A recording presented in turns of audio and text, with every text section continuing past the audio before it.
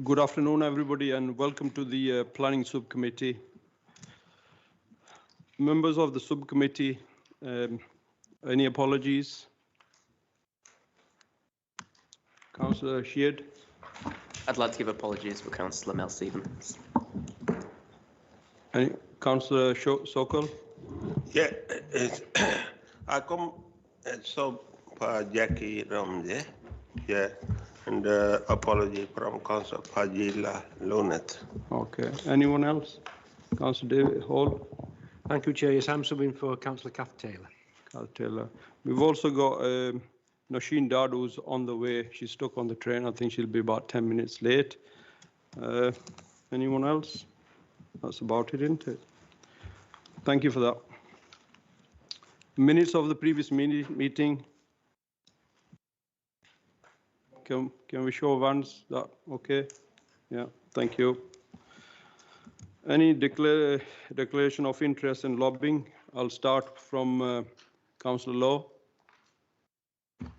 Thank you, Chair. I've been lobbied on agenda item number 7, but no actions taken. Thank you. Councillor Sokol? None, Chair. Councillor Steve Hall? Item number 7, Chair, no action taken. Councillor Pervez? Item number 7 and number 8, no advice given. Councillor Gregg? Yes, thank you, Chair. Number 7, no advice given. Thank you. Councillor Sheard? Agenda item number 7, no advice given. Councillor Hall? Agenda item 7, no advice given, Chair. Okay. Councillor Pinnock? Item 7, the same, Chair. Here, there again. Councillor Lawson? The same as the others, Chair. Right. I've been lobbied on application 2021-91871 and also 2021-9050509 and on the third one 2019-94147. No advice given. Thank you.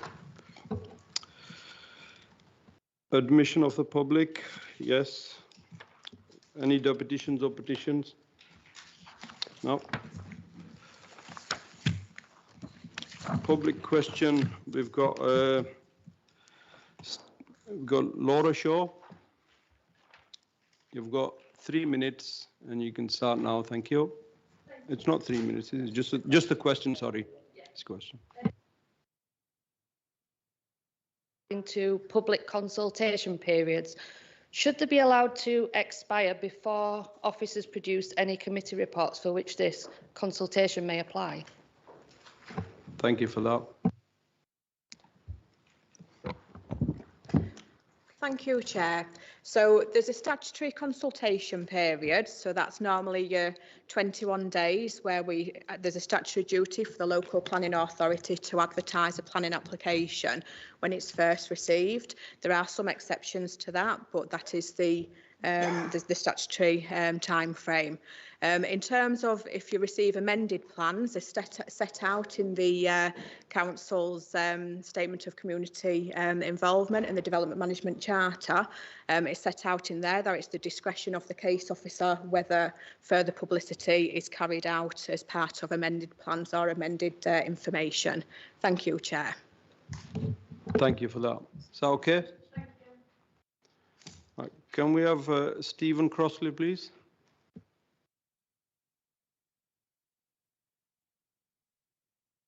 Undertaking, different surveys that you do on different planning applications, should it be relevant to the actual site that's being undertaken? Thank you. I'm trying to say without, should there be mitigating circumstances, or is it just a survey, All right. Do you want to answer that? Thank you, Chair. I think with that, I think we could do with some further information, to be quite honest, and to provide a response in writing. Right, yeah. If a survey is carried out, and a replica survey is carried out, yeah, should it be in response to the first one, relocation and everything? Because otherwise it might have a different outcome. Right, what we'll do, we'll send you a written reply if you, have we got his details, so we can send a written reply. We'll send you a written reply on that. Okay?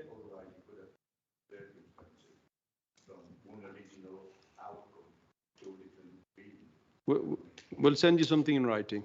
Thank you.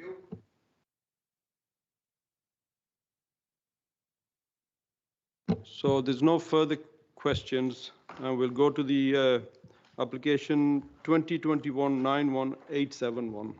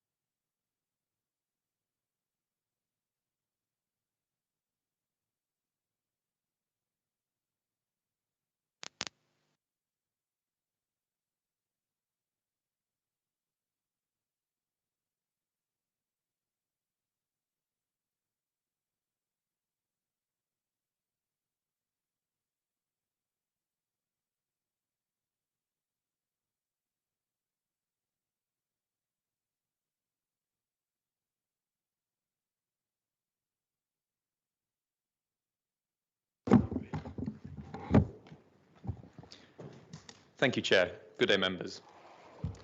My name is Nick Hurst, case officer for the application. This application seeks full planning permission for the erection of 55 dwellings. The application was previously presented at the committee held on the 14th of October. The committee voted to defer the application for further information on the following grounds to be presented: flooding and drainage, noise and mitigation measures, highways and access onto Challenge Way, and further clarification in regards to the red line boundary and the correct whether the correct notices have been served.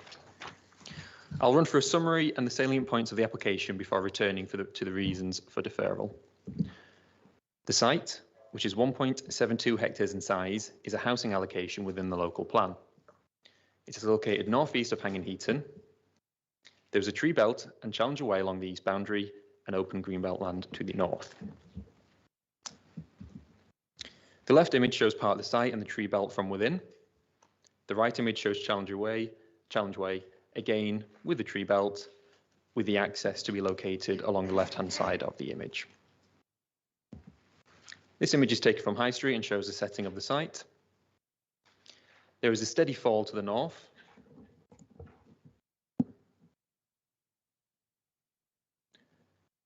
There you go. There's a steady fall to the north, resulting in the site's low point in the northeast corner here. This final image is taken from within the site and looks towards the west boundary.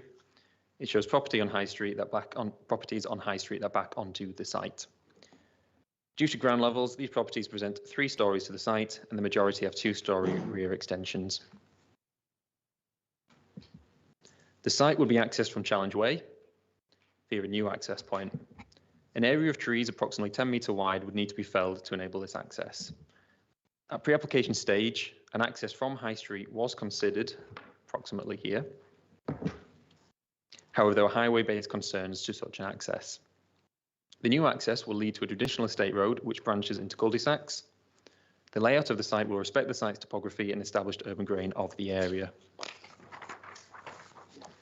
Areas of public open space would be provided around the site, notably adjacent to High Street, where the development would provide pedestrian access to High Street and also the public right-of-way that runs along this boundary here, as well as an area of public open space to the top. Dwellings will be predominantly 2 and 3 beds with a smaller provision of 1 and 4 bed. All dwellings will be 2 stories in height and all sizes comply with the nationally prescribed space standards. This street scene plan shows the design of the dwellings and typical site levels. The appearance of the dwellings is considered attractive and respects the character of the area. Most will be faced in brick, which is a predominant material of the area. However, some will be faced in stone as a secondary material on key elevations. The new houses will back onto dwellings on High Street. This sectional image shows the example arrangements. Residents have raised concerns over the relationship and the impact upon their privacy, outlook, and overall amenity. The properties on High Street have a ground level between 1 and 2 metres higher than the ground levels of the new dwellings. They also have 3-story elevations and many have 2-story extensions. From the original 3-storey rear elevations, the minimum distance is 24 metres, but that is a minimum and they are not quite parallel, so that does increase. From the 2-storey extensions, the minimum distance is 21.3 metres. Considering the circumstances, officers are satisfied that these distances will not cause overlooking or overbearing upon existing or future residents and will not cause material harm to the amenity of either existing or future residents. The report before members details officers' full assessment of the proposal. This includes additional information on the previous reasons for deferral, which shall now be summarised. The first of the deferral reasons was flooding and drainage.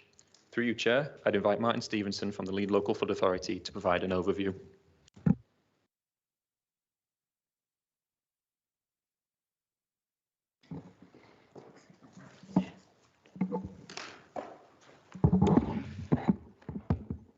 Hello, my name is Martin Stevenson, Lead Local Flood Authority Officer. I have looked at the application in terms of surface water drainage, and I'll give you a brief overview. All the new roof areas and hard standings like roads and driveways will be collected into a below ground surface water drainage system that will take the flows down slope to a storage tank in that public open space to the north east of the site. From there will be a flow control that will limit the amount of water coming out of that tank, and that flow will be directed to Green Hill Beck, which is on the northeast. The amount of water that's allowed to come out of that tank has been set to be equivalent to the Greenfield runoff rate prior to the development.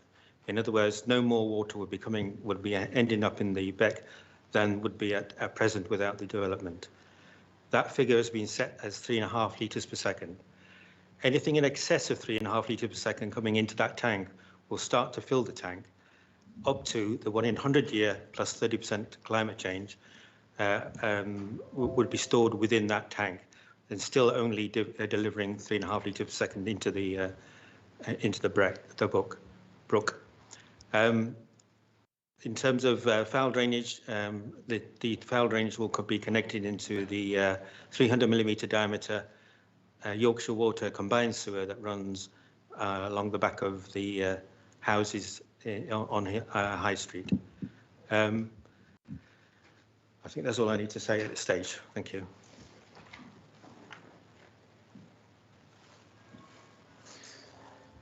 Thank you, Martin. Martin will be available for questions afterwards if need be. Members also requested further information on noise and mitigation measures. Concerns were expressed over the applicant's initial noise survey. This was because it was undertaken in March 2021 during a period of lockdown. The concern was that the traffic on Challenge Way was lower than in normal times and the adjacent Working Men's Club was closed. Since the last committee, the applicant has undertaken a new noise survey in October when the country was not under lockdown. Traffic has increased to closer to pre-lockdown levels and the adjacent Working Men's Club was open. The October survey did have similar results to that undertaken in March. Overall, the report identifies that standard double glazing will be sufficient to mitigate the identified level of noise and to secure the amenity of future occupiers. This has been reviewed and accepted by Environmental Health, who are available should members have further questions. The next matter was highways and access onto Challenge Way. Since the last committee, the applicant has also undertaken a new traffic survey on Challenge Way. Through you, Chair, I will invite the Highways Officer in to comment this time.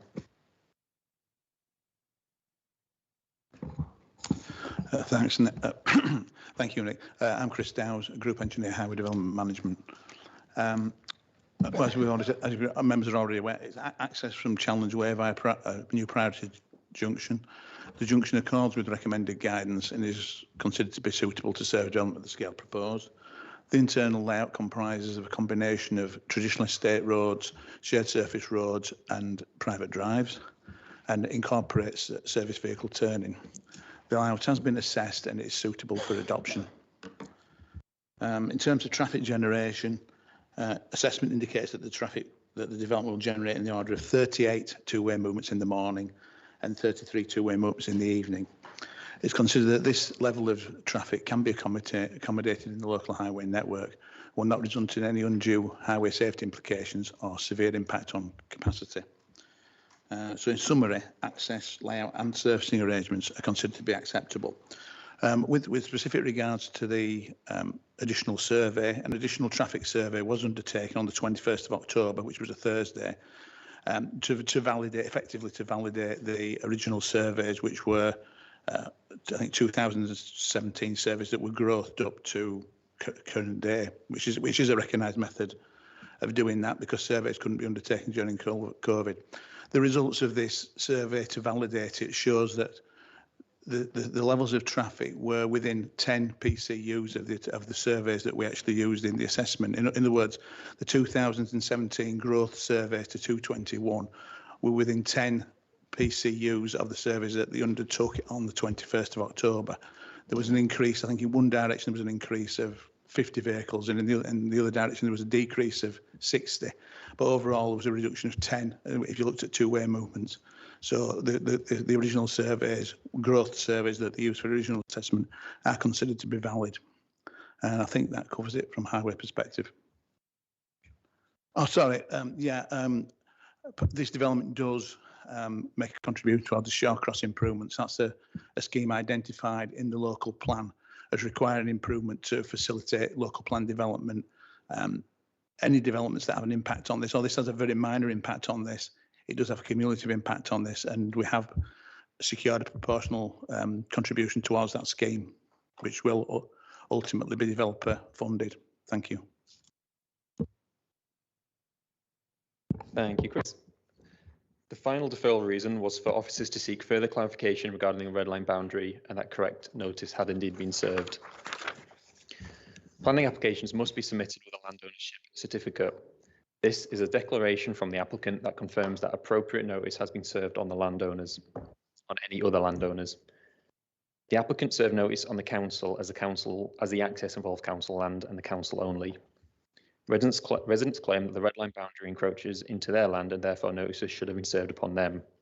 Before I proceed, I will note that this is not a matter for the planning balance, but is a procedural one. Before being satisfied beyond being satisfied that the correct certificates of ownership have been served, land ownership and land disputes are not a material planning consideration. The applicant has provided officers with a solicitor's assessment on land ownership. It includes land registry documents and historic deeds for the land. It also includes a conveyance dated July 1962 for the land of the sale that 191 to 199 High Street were subsequently constructed on. The plan on this conveyance mirrors the boundary fence on site now as opposed to the claimed land. The applicant's solicitor's letter, the applicant's solicitor sent a letter to the residents in questions outlining this. Land registry information held independently by the council corroborates the applicant's position. Officers have seen no evidence submitted by the residents to support their claims of ownership. Therefore, based on the information that has been presented, officers are satisfied that the correct certificates have been signed and that the application is valid. Having considered the previous reasons for deferral, I return to the application as a whole. The site is a housing allocation. While the density is below the local plan's target density of 61, this is due to site-specific constraints. The proposed density of 31.25 dwellings is considered appropriate response to these constraints. Furthermore, the housing mix, that being the number of bedrooms per house, is acceptable and will address local needs. Therefore, the principle of residential development is acceptable. From an urban design perspective, the development is well laid out with attractive dwellings and connects well into the existing built environment. The development will provide a good standard of amenity for future occupiers and has been addressed. The proposed development is also considered not to materially harm the amenity of neighbouring residents. Other material considerations are addressed within the report. This includes appropriate ecological surveys having been undertaken to secure ecological net gain.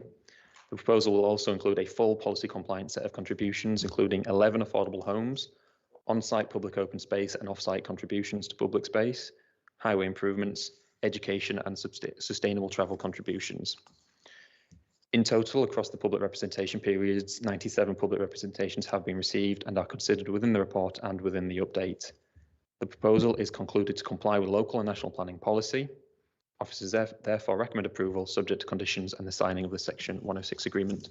With nothing further to add, Chair. Thank you for that, Nick. We've got some speakers. For 4 speakers that are objectors, can we have Laura Shaw first, please?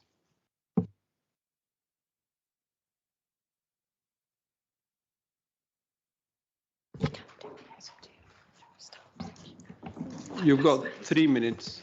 3 minutes. Thank you. Thank you, councillors. Whilst I'm most grateful for having the opportunity to speak today, I must admit I'm disappointed it's so soon after the last planning meeting. Concerns raised at that meeting have simply not been addressed or investigated thoroughly at all. On the issue of flooding, one of my neighbours talked to you at the last meeting about the underground streams that run under some of the properties on High Street and into this land. It was explained that whilst it appears there are no formal records of these streams, they are visibly evident and photographs were provided to show this.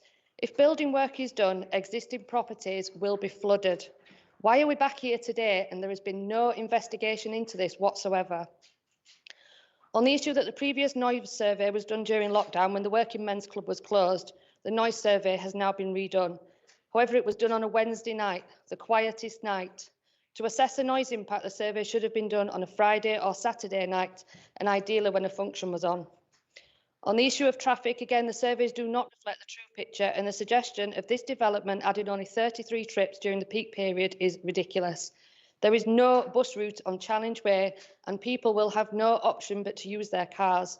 This road is already at capacity. On the issue of privacy, the applicant has increased the fence heights. This totally fails to take into account the topography issues. A minimum separation distance of 35 metres on sites with topography such as this one is deemed to be good practice in other parts of the country. Why is this not being considered here? On the issue of the large amounts of trees to be destroyed, at the last meeting, the committee was told that trees do not reduce pollution. The government website states local air quality is improved as trees absorb nitrogen dioxide, sulphur dioxide and ozone. Committee members were also told that trees don't reduce noise levels. Again, on the government website, it is stated that planting noise buffers composed of trees and shrubs can reduce noise by 5 to 10 decibels. This reduces noise to the human ear by approximately 50%.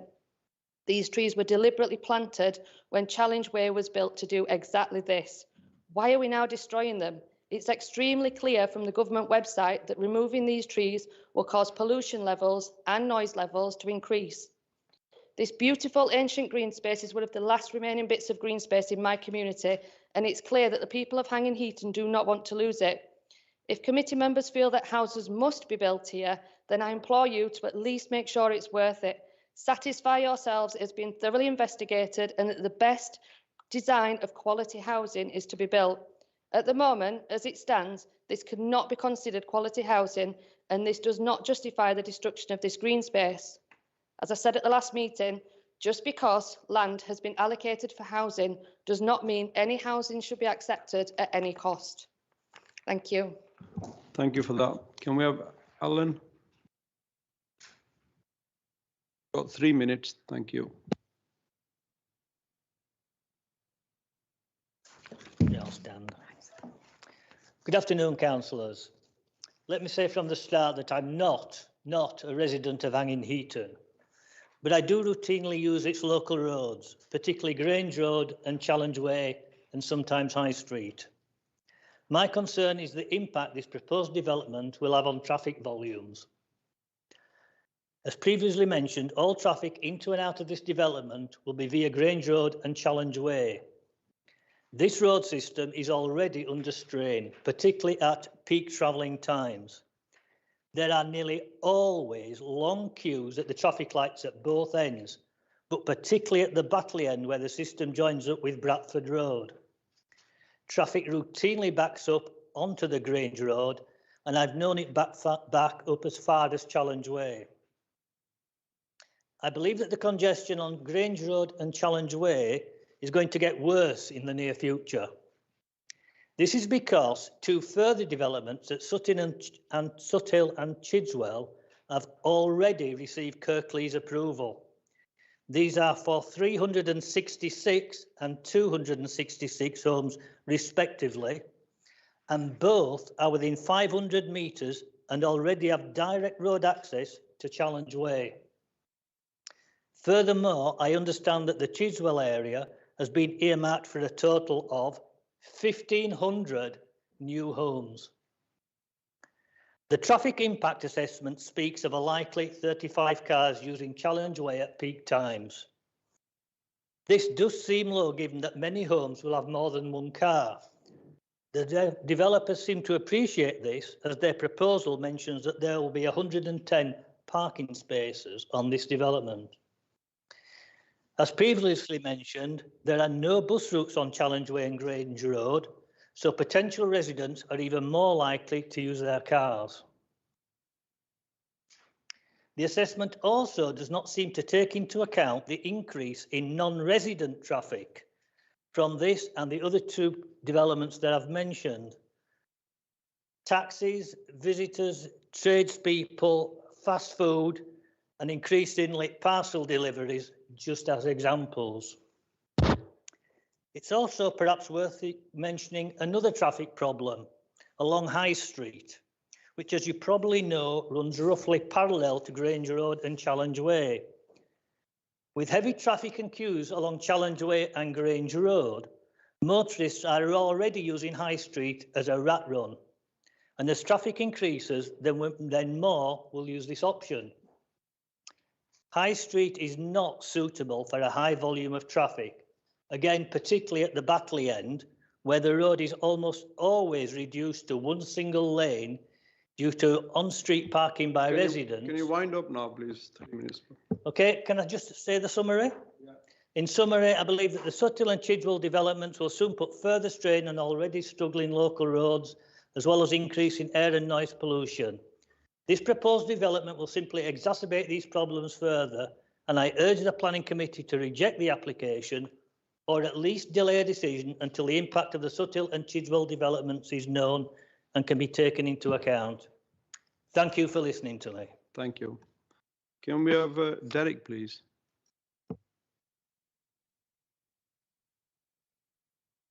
Thank you.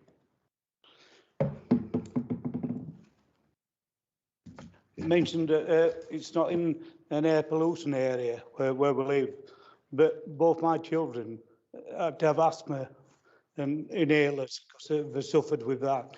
And that will be before the trees grew up, to the potential they are now. And the trees are over 30-year-old now. And not just the ones at 10 metres, when the impact comes in, the trees are growing into the field now. So any boundary line that goes down there or roads, they're going to have to damage more trees. So the branches hang over into the field 4 or 5 metres. And obviously, when these are cut down, the trees, there's going to be more trees damaged than his houses built.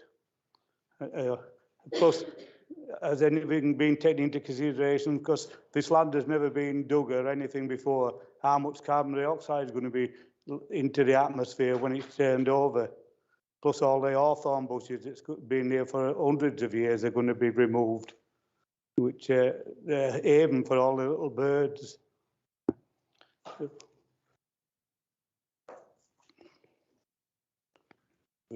Also, going back to the traffic, I travelled regularly down to Tesco's, but it's what they call it. What should take a 5-minute trip can take you 20 minutes going down there. Because like you said, all Rouse Mill Lane is full up, and Bradford Road can't cope. People go through into the yellow box instead of waiting, and so you miss the lights, and you ended up waiting for the next set of lights before you can get through. So, when the other 500 houses or more are built, there's going to be talking about 1,000 or more cars, with all delivery vehicles and everything up and down the road. So I just can't see how it's feasible, nowadays. Plus, the houses they're in don't have a front and back garden. I was brought up on council estates in Purwell and Batley Car, and these estates had front and back gardens. These have got a small garden. By the time you get the bins in and a barbecue, there won't be any room. Children will have to play on the road. And there's a road run down towards Challenge Way. if I lose the ball, it runs onto Challenge Way, and it's just an accident waiting to 30 happen to seconds be. now. 30 seconds. Yeah. We regularly look after my granddaughter, but it's got now where I can't walk anywhere with a pram because there's that much pollution from traffic. You can't walk down to Batley down Challenge Way, you know, because the exhaust fumes all blow onto the pram. You know, you feel as though you're putting children in danger now. It would be nice if the field could be used for something for the school because they're hanging in Thank you. school. Your 3 minutes are up. Thank you very Okay. much. Thank you.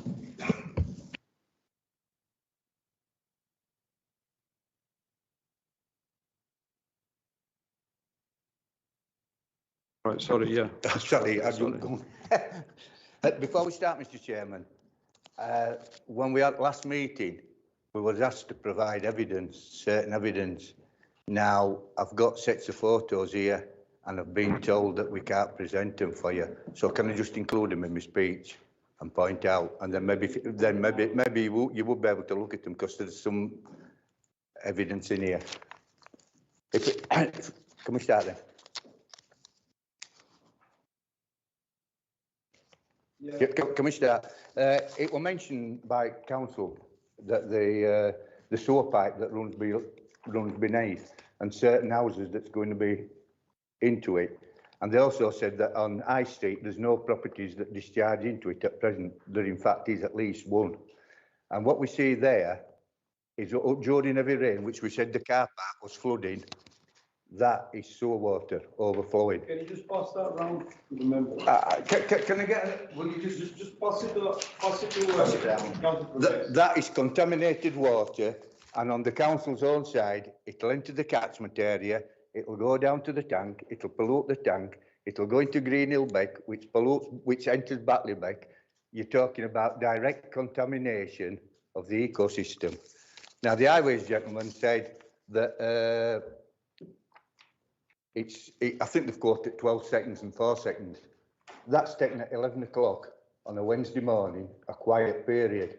AM, PM, what they've done, and it's Vistry that's cut corners, they're putting an A-level junction into a B major road. That is a major artery from Heavy Woollen up to the motorway. Now, nobody's mentioned... Mr. Crossley, can you pass these on so they can have a look then? You won't have enough time. That do that. So basically, you're going to be left. I've got evidence on my phone that's just random. I went to fetch wife a packet of cigarettes and I looked and I just filmed. And over a 10-minute period, 5 times, traffic having to queue to come uphill or downhill will be way over 4 seconds and way over that. What you're going to get when it's foggy and it's a valley, it gets its fog, you're going to get traffic. Can I go? Can I go? And the highlight is what you're going to get is a woman taking kids to school. Can I go? She's running late. It's what happens. Can I go? She turns right. She gets it wrong, and a 38-tonner comes down. We don't want to think about what's the consequences, do we? We don't want to wake up with flashing lights, tools and blues and tools, and we don't want to think that people's got it wrong. It's an A-class junction on a major road, all because they won't put a turning right. If you put a turning right, you only need one car, and it's rush hour to come up to stop. Next minute, if traffic's coming down, he has to wait 20 seconds before they look. You have another traffic queue. You have another traffic queue. They talk about the sound. 30 seconds left. That is the sound reading. I'll pass that along. That's the sound from the total different place.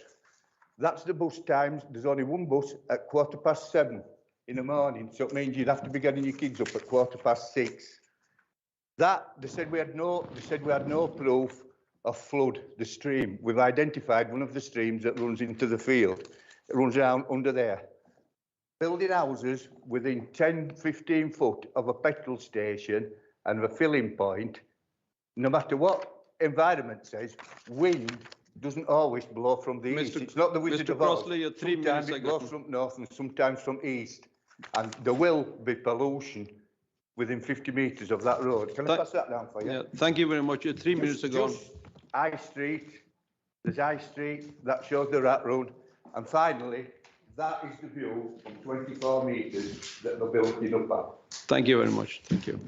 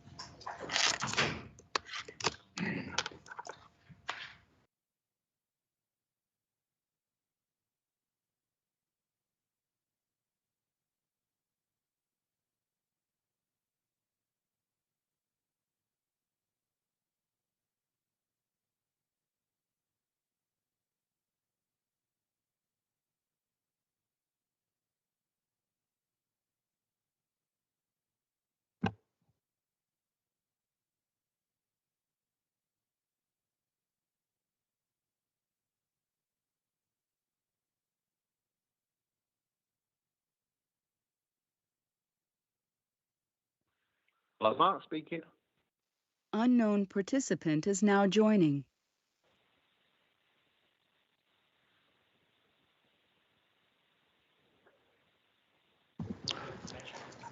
Hello, Mike, are you there?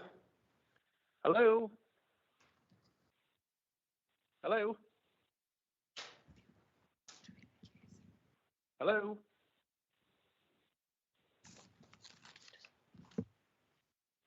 Hello, can you hear me?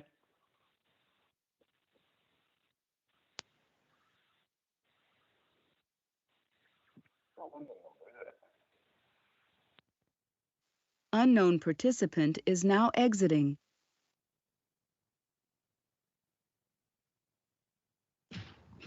Hello?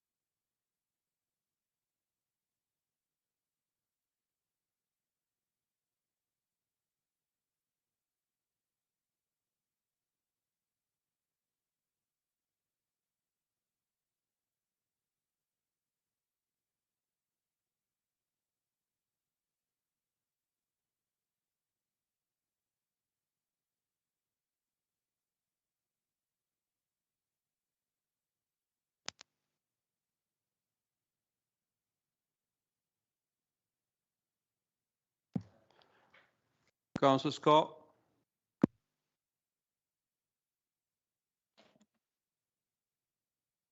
Hi, Councillor Lindsay. Can you hear me?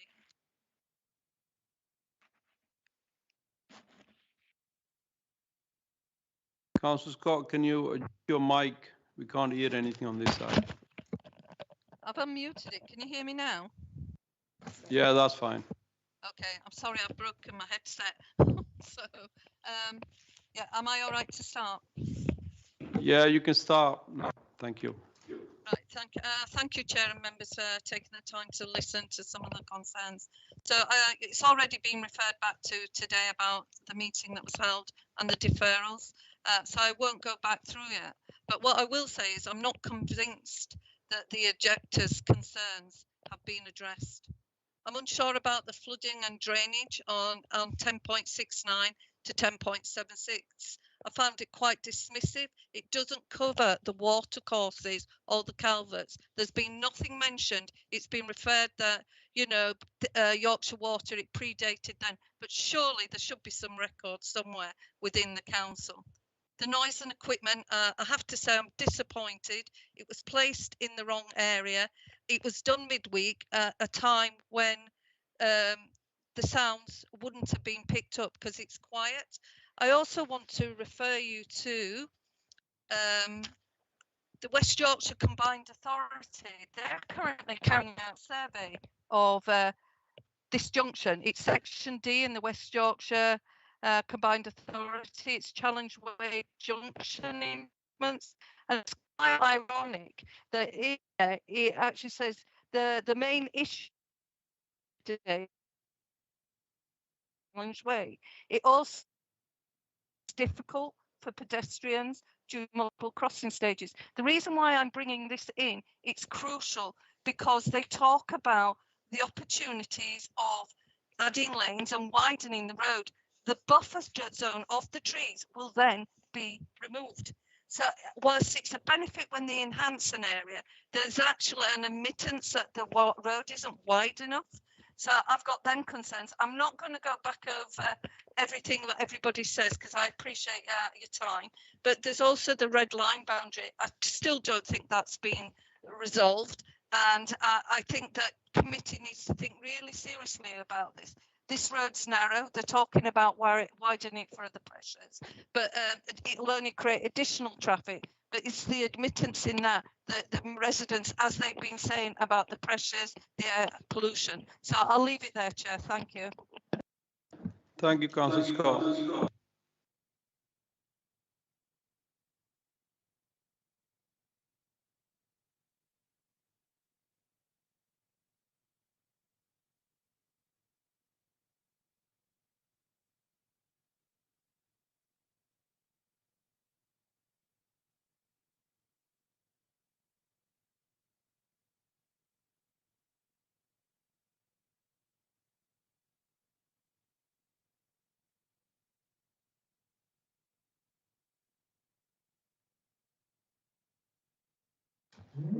Right, we've got a statement from Councillor Alex Lukage. So do you want to read that out, please? Thanks, Chair. Councillor Lukic has sent in a statement because he's got another engagement this afternoon.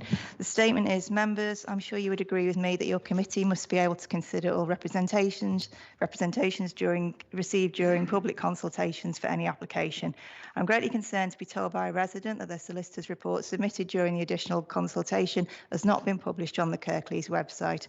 I have checked the latest planning update document issued the day before the meeting, and the solicitor's document is not mentioned there either. Therefore, this does not seem to have been considered by officers in advance of the meeting, and committee members have not yet had the opportunity to see it. I'm aware that the resident intends to speak at the meeting, but as speaking time is very limited, I think it would be right to defer this application again so that the new solicitor document can be fully considered and members be given sufficient time to review officers' response. I'm also concerned to see that the new noise survey might not be accurate, as residents observed the equipment placed further away from Challenge Way than measurement location B shown on the map. This would be likely to reduce the detected level of road noise. Furthermore, page 5 of the planning update mentions the Yorkshire Water Sewer in the Working Men's Club car park can overflow in heavy rain. This can cause sewage to flow onto the application site. It's said that the proposed development will not materially impact this situation. However, it seems clear to me that sewage overflowing onto a housing development would be much more serious than onto a vacant field.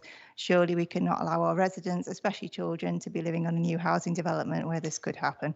Finally, members, I said at the last meeting that this is one of the largest housing applications that will come before the subcommittee, and all aspects need to be fully considered.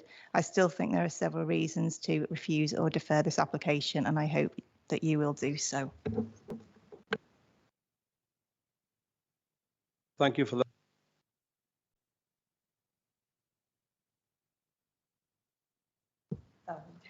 Okay.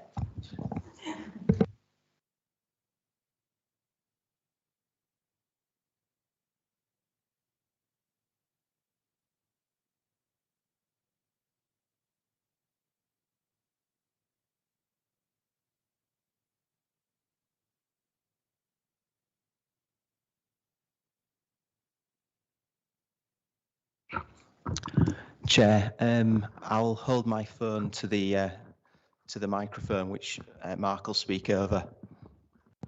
Thank you. Welcome, Mark, to the meeting. You've got 3 minutes and you can start now. Thank you. Good afternoon, councillors. I speak against this planning application. Residents have expressed their concern to me about the additional noise survey undertaken in this report. They say the study was done at a time not typical of the operating hours of the Hanging Eaton Working Men's Club and was not undertaken in a location accurate to the report. If you were buying a new home on this development, the very least you would expect is that a fair and thorough noise assessment on your property to have been undertaken. As such, I would like to request members look at the validity of the noise survey. This report puts a significant emphasis on active travel. However, I believe the effect on highways will be greater than indicated due to the limited bus provision in the area. There is also no provision to improve the muddy and overgrown footpath running to the development's north, by which residents are expected to access the nearest bus stops. I have been in touch with Mayor Brabbin's office. Following my request, they say additional measures could be incorporated at nearby bus stops, such as real-time passenger information. I would urge members to consider the developer on this and so align with Kirklees' climate emergency plans, the government's broader aims and the Mayor's active travel plans.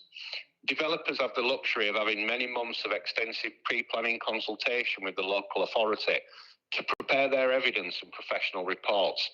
By comparison, residents are up against tight timescales and significant personal costs, with no support from the planning authority in verifying contentious issues. Residents tell me they have been served with legal warnings by the developer, stopping them from accessing the site.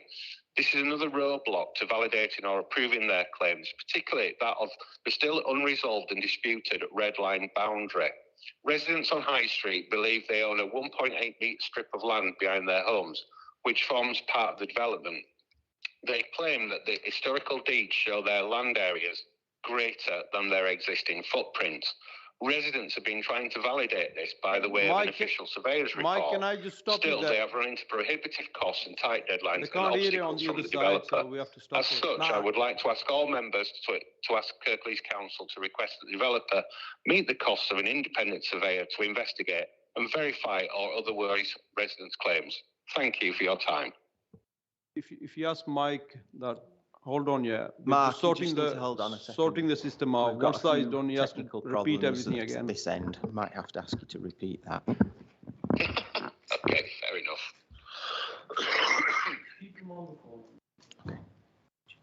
Just hold on a second. They're just trying to sort it out.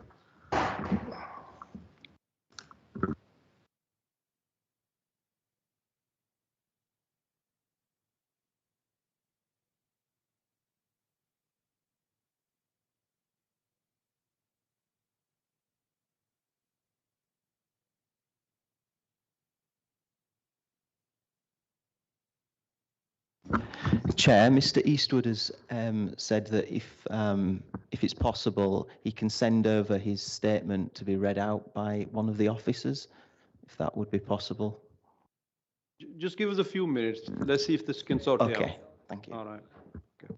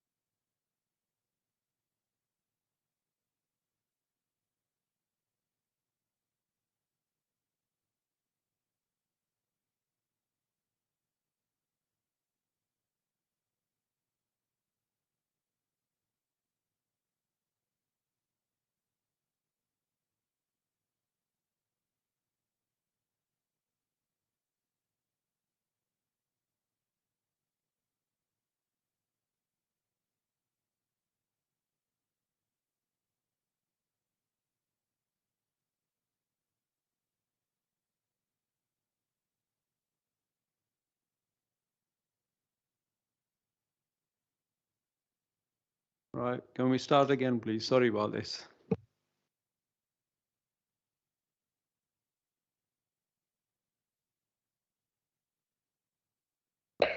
Good afternoon, councillors. I speak against this planning application. Residents have expressed their concern to me about the additional noise survey undertaken in this report. They say the study was done at a time not typical of the operating hours of the Hanging Eaton Working Men's Club and was not undertaken in a location accurate to the report. If you were buying a new home on this development, the very least you would expect is that a fair and thorough noise assessment on your property to have been undertaken. As such, I would like to request members look at the validity of the noise survey. This report puts a significant emphasis on active travel. However, I believe the effect on highways will be greater than indicated due to the limited bus provision in the area. There is also no provision to improve the muddy and overgrown footpath running to the development's north, by which residents are expected to access the nearest bus stops. I have been in touch with Mayor Brabbin's office. Following my request, they say additional measures could be incorporated at nearby bus stops, such as real-time passenger information. I would urge members to consider the developer on this and so align with Kirklees' climate emergency plans, the government's broader aims and the Mayor's active travel plans. Developers have the luxury of having many months of extensive pre-planning consultation with the local authority to prepare their evidence and professional reports. By comparison, residents are up against tight timescales and significant personal costs, with no support from the planning authority in verifying contentious issues. Residents tell me they have been served with legal warnings by the developer, stopping them from accessing the site. This is another roadblock to validating or proving their claims, particularly that of the still unresolved and disputed red line boundary. Residents on High Street believe they own a 1.8 metre strip of land behind their homes, which form part of the development.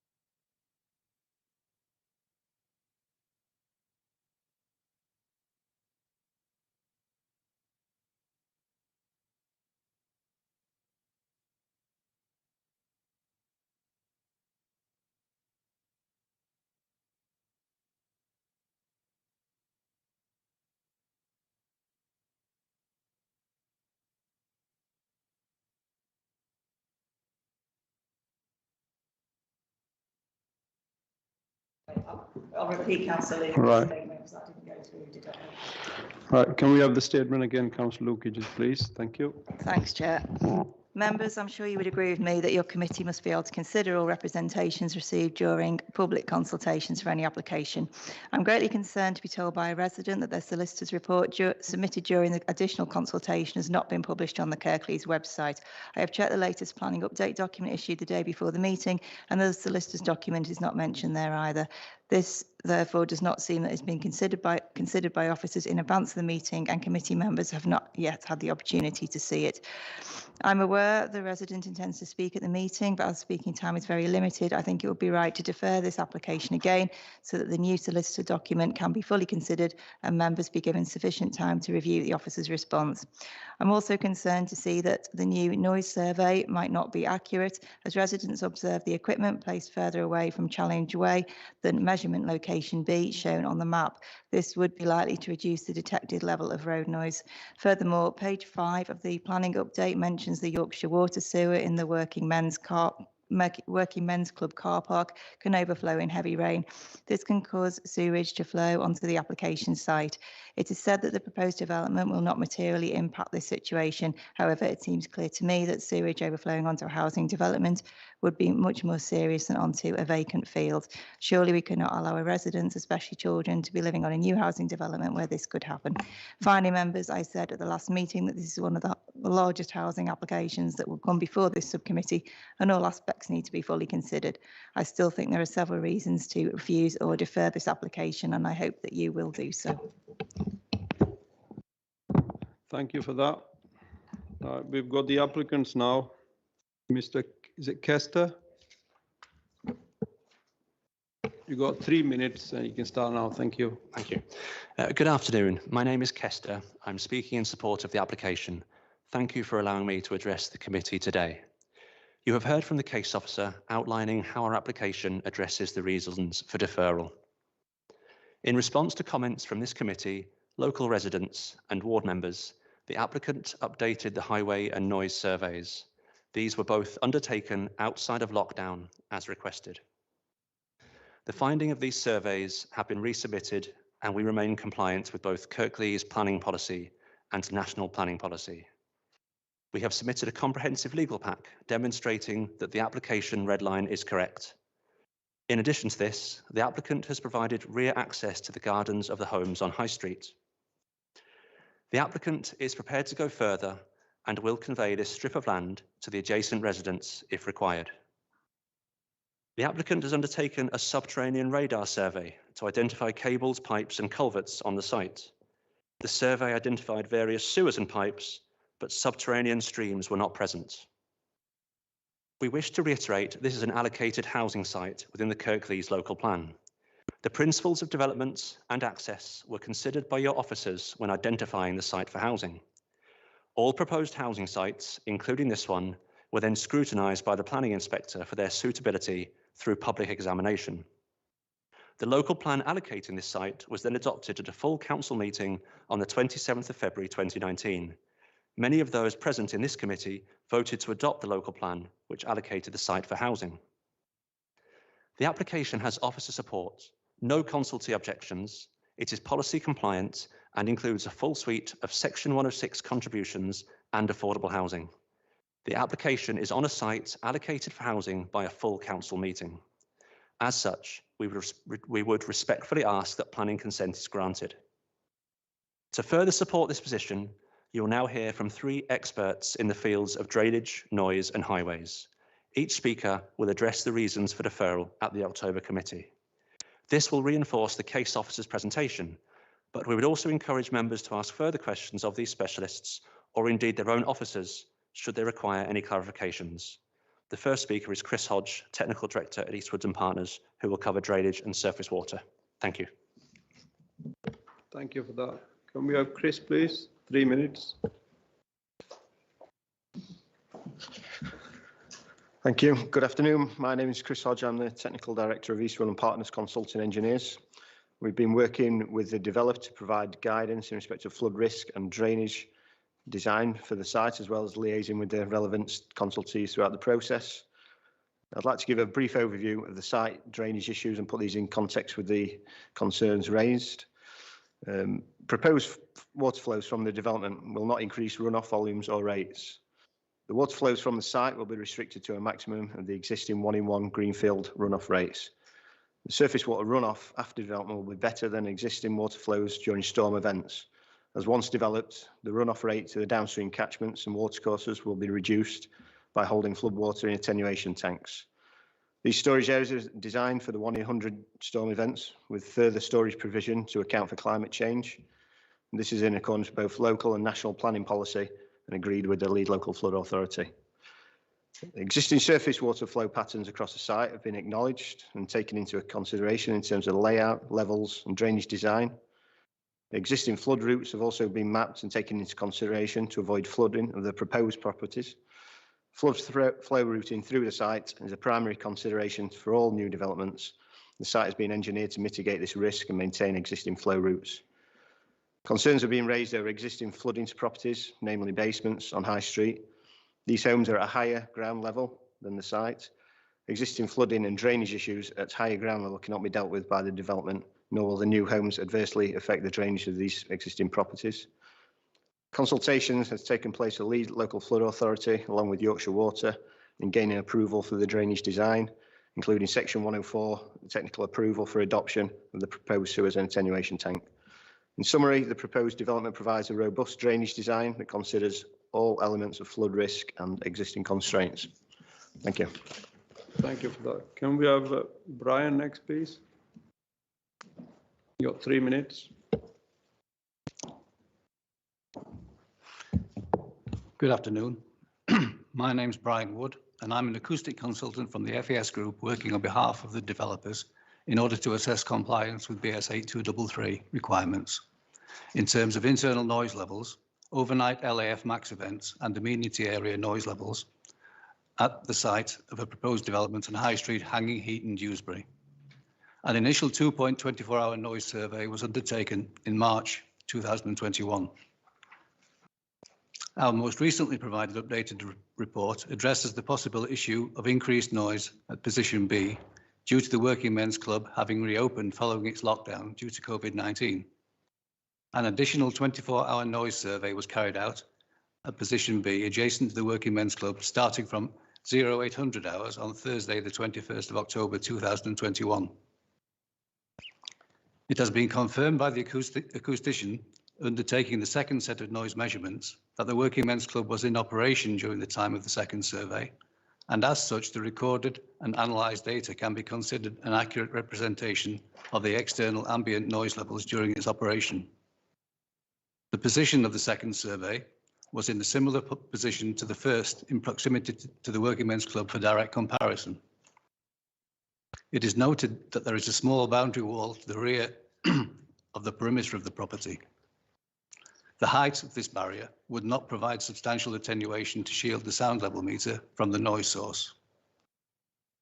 As can be seen by comparing the results in tables 8 and 12 of our report for the March and October surveys respectively, the difference in measured noise was negligible, with an increase of +2 dB for the daytime and 0 dB for the nighttime levels. With this in mind, the conclusions of the March report still stand, which can be summarised as follows. Standard double glazing, brick and block cavity walls, and standard specification windows with either trickle vents, wall vents or mechanical ventilation would ensure internal noise levels meet the British standards for both daytime and overnight noise, as well as amenity area noise levels. This construction solution will also ensure the new properties do not exceed the World Health Organization guidelines for overnight instantaneous noise events during sporadic noisier periods, such as closing time at the Working Men's Club. No additional attenuation measures will be required for plots on site to enjoy desirable levels of amenity area noise as stipulated within 30 Table 2. seconds. Thank you. Thank you for that. Can we have Dave next, please? 3 minutes. Thank you very much. My name is David Young. I'm a Director of Transport Consultancy, SCP. I'd like to pick up the concerns raised by members last time and demonstrate the highway network has sufficient capacity to accommodate the development. But I'll start with road safety. In the past 5 years to December 2020, there were only 3 collisions locally. 2 of those were at the new traffic signals just to the south of the site. Both sustained slight injury accidents. That sort of level of accidents, whilst any accident is unfortunate, is at a very, very low level of accidents over that time period, and demonstrates the local highway network in the vicinity of the site is safe for all road users. In the test under MPPF is development should only be prevented or refused on highway grounds if there be an unacceptable impact on highway safety or the residual cumulative impact on the road network would be severe. And at the October meeting, members were concerned about the traffic survey data that was used to demonstrate whether or not there would be an impact on the road network in terms of traffic impact. The traffic surveys used to assess the site access were undertaken prior to COVID. They were then growthed to 2021 using national data, but using the local figures for this particular area. And they gave the base traffic flows, which were then modelled and assessed to determine if the site access had sufficient capacity. There was a further survey done in August this year. That was a speed survey. A speed survey, of course, also counts other cars. That survey wasn't used for 2 very good reasons. One, people were only just getting out and about after the COVID lockdowns were lifted. And secondly, it was the school summer holidays, not a time you count volume of traffic. So that count wasn't used to assess suitability to site access. But reflecting on the comments last time, the applicant has done a further survey and has already reported by your highways officer that demonstrated the traffic volumes were just below the growth counts used in the analysis. This demonstrates that we can have faith and trust in the traffic modelling that's been done, and that demonstrated the site access would work with ample spare capacity. In fact, it says the junction will be about 3% capacity. So then turning to the site access itself, whilst Challenge Way is a 30-mile-an-hour speed limit road, the speed survey we did demonstrated that speeds were above that. At 37 or 38. Can you just wind up now? Thank you, Chair. With the access was designed for 40-mile-an-hour visibility, and therefore it not only has sufficient capacity, but it's been designed to the right standards for the speed passing the traffic. So I think it demonstrates it's safe. Thank you. Thank you very much for that. Right, members. Councillor Gregg. Thank you, and thank you, Chair, and thank you to all the officers for preparing all the various bits and pieces that they've presented us with since we last convened here.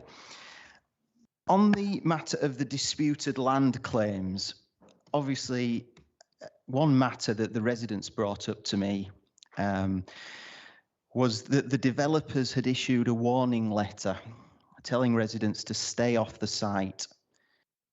If so, how can residents carry out, for example, measurements to verify their claim on disputed land boundaries, and also undertake dye tests which would relate to flooding concerns, which we've heard about today?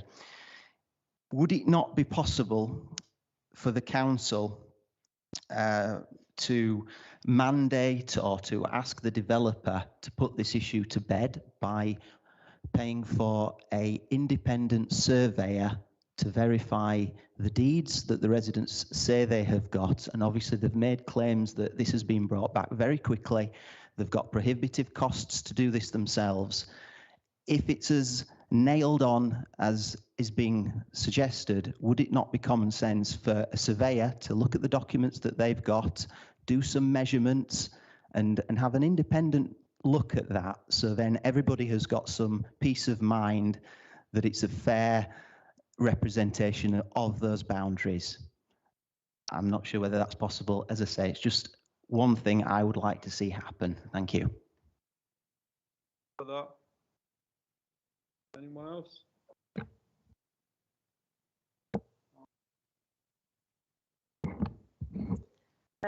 Thank you, Chair. This has come back quick, hasn't it? I just wanted to thank local residents for coming to speak today. I think local knowledge is very, very valuable. And like others have said, I am concerned that some of the concerns that were raised before when it came to planning haven't been addressed. And I'm obviously going to be repeating myself what others have said about the flooding, the drainage, traffic. There is a very poor transport bus service up there, the red boundary. So I don't know whether others will want to mention those as well. There's a lot of development going up there as well, isn't there? 366, 266, 1,500. I'm going to harp on, no bungalows. If I don't keep mentioning bungalows, no developer's going to start being imaginative and give us some bungalows. So the design of the actual houses that they're going to be building there, that does concern me as well. I'm old-fashioned, I'll repeat myself again, bring back 3D models and we can have a proper look at what's actually going to be put there. I'm concerned about the traffic flow. 110 parking areas for these properties, and it says peak hour departures 30. I don't know what peak hour is. I don't know when they've measured that what peak hour is, but if there's only 38 departures, yet we're talking of 110 parking areas for these properties. Also, when the noise measurements were done from the club, that was on a Wednesday, and it has been mentioned about the expiry date. It is in today's Battley News, saying that officers' report to the meeting was published 5 days before the end of the consultation period. That really bothers me. So I have concerns. Thank you, Chair. Thank you, Councillor Sokol. Thank you, Chair.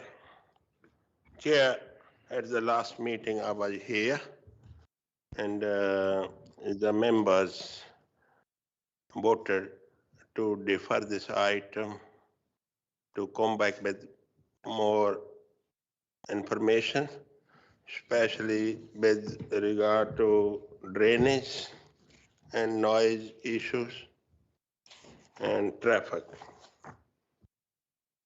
And right turn on the challenge way. To me, I think developer has done what we asked at the last meeting. They have come back. Now the members, some members are asking independent survey to be done. Why those members did not ask independent survey to be done on the last meeting? We could have put in the report and officer taken.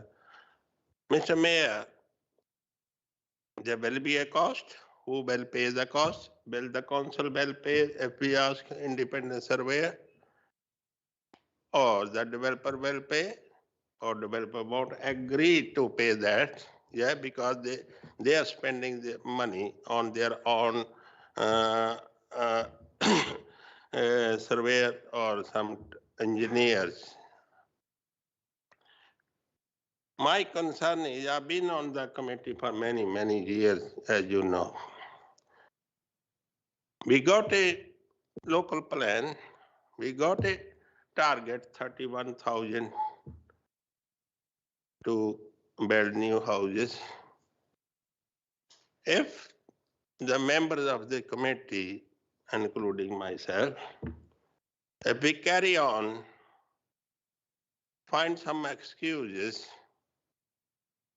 to refuse this application, Mr. Chairman, I'm afraid in near future we might won't get any developer to come for to develop the houses in our local plan we have allocated. I think resident might be looking, or other some member might be saying the only developer can build the houses on high ground, not on the plain area, which is impossible. So I don't know if this application or applicant go to the appeal, I'm sure they will win it, and Kirklees Council will lose this appeal, and the cost will be million. Thank you, Chairman. So, Councillor Sokol, are you moving? But I'm moving officer recommendation because officer have done what they could have done to achieve from the developer. Thank you. Councillor Pinnock first, and then Councillor Craig. Thank you, Chair. We're in a really rather unfortunate situation as far as this application is concerned. Personally, I regard the whole system, and this is no reflection of the planning officers, I want to emphasise that, the whole system is at fault. The trouble is that when we have a local plan and the plan is examined in public by a planning inspector, hardly any members of the public go. I don't know in this case whether any of the local residents were there when this site was considered. The answer, as with a lot of other applications, I know there are some where that doesn't apply, is that there probably weren't any. And this is partly because people do not think the situation's real until they see a planning application. Now they've got a planning application, there are all sorts of issues which may or may not have been brought up at the planning inquiry.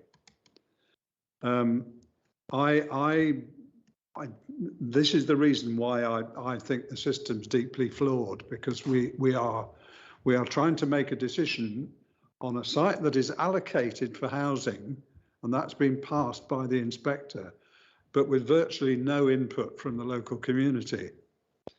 I would stand corrected on that, but that is what has happened with a lot of sites. So where are we with this? In a way, we've got our hands behind our arm twisted behind our backs to approve this in that sense, because it's an allocated site. As Councillor Sokol has implied, if we refuse it, an appeal will be held and costs will be asked for. I don't say that will happen, but that's how the system is skewed against people who want to question the allocation. There are, I have to say, about what's before us, things that I'm not particularly happy about. And one in particular, which no answer has been given to. One of the objectors mentioned houses being placed in close proximity to a petrol filling station.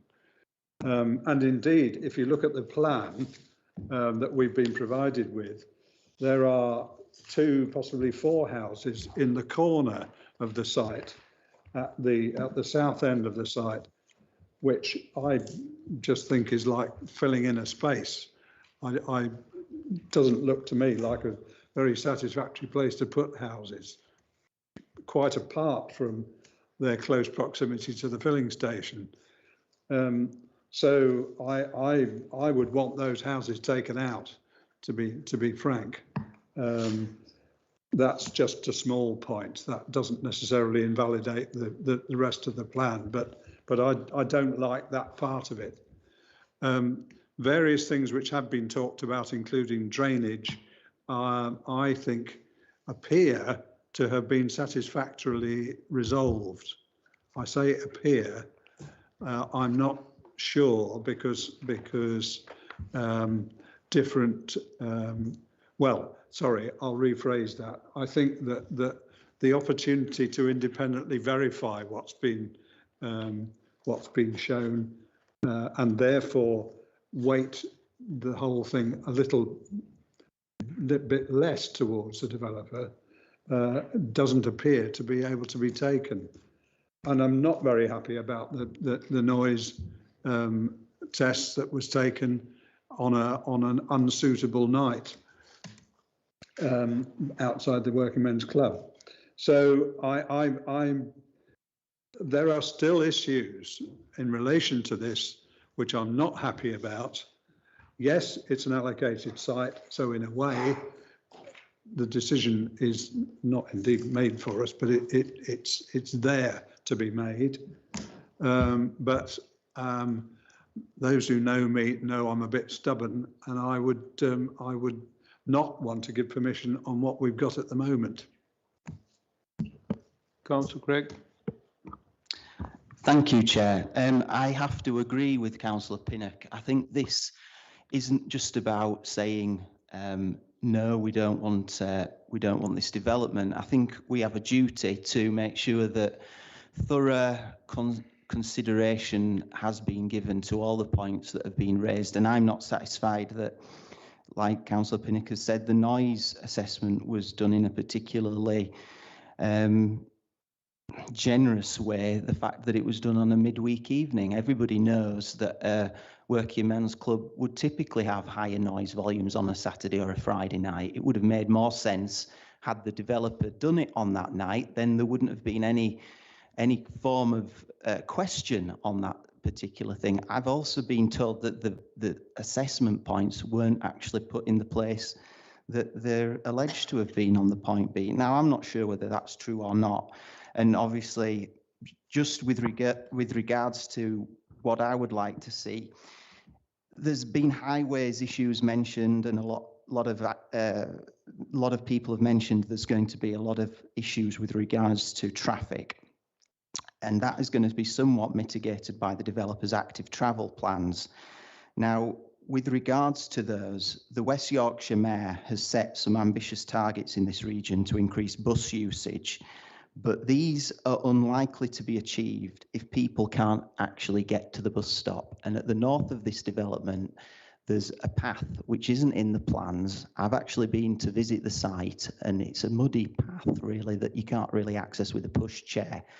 What I would like to see, Chair, if possible, is some incorporation of that footpath within this plan, for example, to encourage people to go to those bus stops. The other thing that I understand is the provision of the buses is not great in the area. I think Councillor Lowe might be able to tell me it's probably not accessible to get to the train station either in that area. I'm not from the area myself, but is it quite a bit of a walk, I would imagine? So in terms of the buses, that's going to be the paramount mode of transport for people. The developer, I understand, have issued an M card, a Metro card for residents to use the bus, but the actual bus stops, I wouldn't be too keen on standing on Hanging Heaton High Street in the wet, wind and cold with the current bus stops there, because looking at the bus times, there doesn't seem to be many coming around, and also there's no bus shelters. So could the committee look at what the developer can do with regards to West Yorkshire's mayor's commitment to getting people on the buses, and look to put something in, for example, like Mr. Eastwood has said, with regards to the real-time information on the actual bus stops. And I think that's something that could be done on that front. Thank you. Thank you. Anyone else?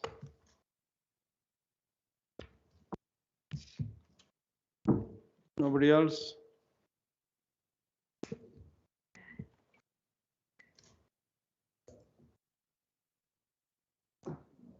Councillor Sokol. Yeah, just coming back with regard to the section 106 contribution, I think there is some money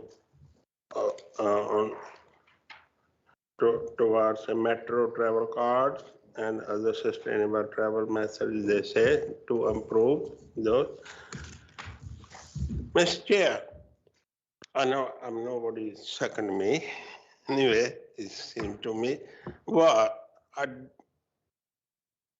think if members think we can approve this application, but subject to some condition as raised by some members. Yeah. Thank you. Councillor Sokol, I will second you. Thank you. Thank you, Chair. A few points to pick up on there. If I overlook anything, please let me know. Just coming back initially on the highway points, yes, as Councillor Sokol has pointed out, there is a financial contribution towards M cards. That figure was calculated by West Yorkshire Metro. They were consulted as part of this application.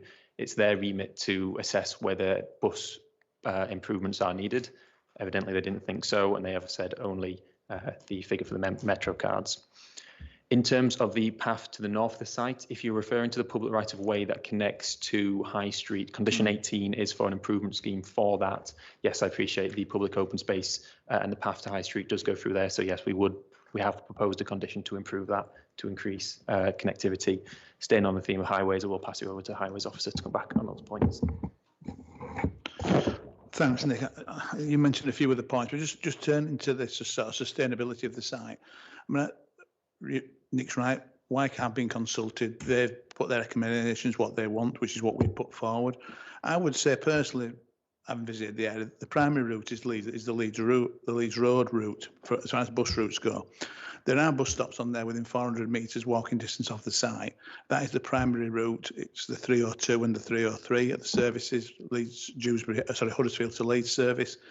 They are a combined service of 4 buses an hour. I think that is reasonably sustainable. You know, the maximum time you have to wait would be 15 minutes approximately if you went to one of those sites.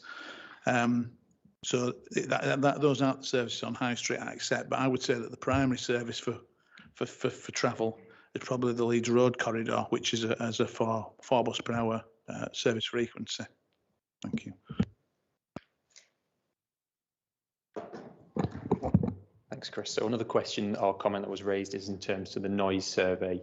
I think I'll pass straight over to Environmental Health just to comment on that, if that's okay.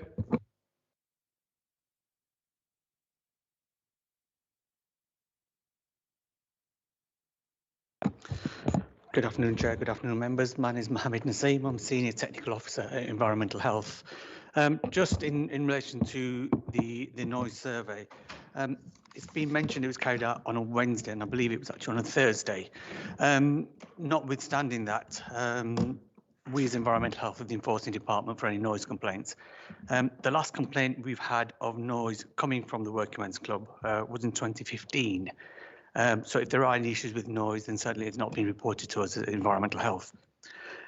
Further to that, there is a licence condition regards to the Workingmen's Club, and it states noise from amplified and non-amplified music, singing and speech arising from regulated entertainment emanating from inside the premises shall be controlled so as to be inaudible inside any noise-sensitive location in the vicinity of Hanging Heaton Workingmen's Club. So there is provision to control any noise from the Workingmen's Club. As I said to you, we as Environmental Health aren't aware of any issues coming from noise from the Workingmen's Club. And again, that's not to say there isn't any issues. Regards to the survey and the position of the survey, I mean, the reports show it to be in position B, which I think is what members are referring to. That position is used to identify noise from the Workingmen's Club, the petrol station, and also Challenge Way. So it's not exclusive to the Workingmen's Club. And again, in terms of location, it's on the map as position B. It could be give or take a couple of meters, which is unlikely to make any real difference in terms of monitored noise. Thank you very much, and I'm happy to answer any further questions. Thank you.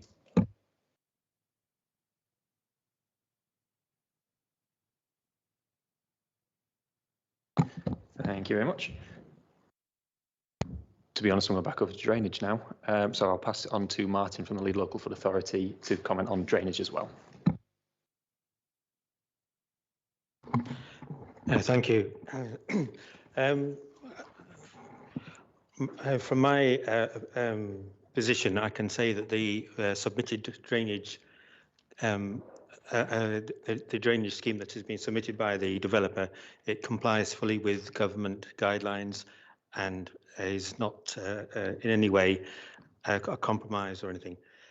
I heard a lot about this possible underground water source, and that would, in effect, that might cause flooding. The site itself is at a lower elevation than the surrounding buildings. Therefore, there's no way that could possibly be an effect or increase of the underground water flows just due to the development itself. I think that was probably the main concerns that were raised. Thank you. Thank you. I think I will just add to that. Residents have shown photos of supposed flooding in the area. With all due respect, I would question what those photos actually show. The ground is, to my knowledge, largely clay-based, which means infiltration does not take place. So if there is spring water or anything underground, it's fairly normal for this area. But as Martin pointed out, this site is lower. So if any water from these neighbouring properties flows onto this site, unless the whole site floods, it's going to go downhill. It's going to go into this site's flood routing strategy that is in place. So again, we're happy to answer any of the comments, questions on these points. But moving on to the red line, Councillor Gray's query about asking the developer to pay for a survey, that is beyond our remit and power to do so. Ultimately, the applicant has provided their evidence from a solicitor. The residents, I appreciate there was potential cost with this, but they have sent in images of their deeds. They've had the 3 public representation periods to provide more evidence. I must make a judgment based on the evidence before me. And from what I've seen and what is corroborated by council's own land registry documents, it appears that the applicant is correct in the red line boundary, and I've nothing more to add on that. And again, that is not for debate in terms of the materiality of the application. I believe that does cover all the main points that members raised, but again, if there is any other points, I'm more than happy to come back on them. Can I just bring Sandra in, please? Legal Officer Sandra Haig, reiterating a lot of just what Nick said on the land ownership. It's not a material planning consideration subject to appropriate notice being served on landowners, and the applicant has provided evidence to demonstrate ownership of all the red outline. When the application was submitted, Certificate B was signed as Kirklees Council was served notice.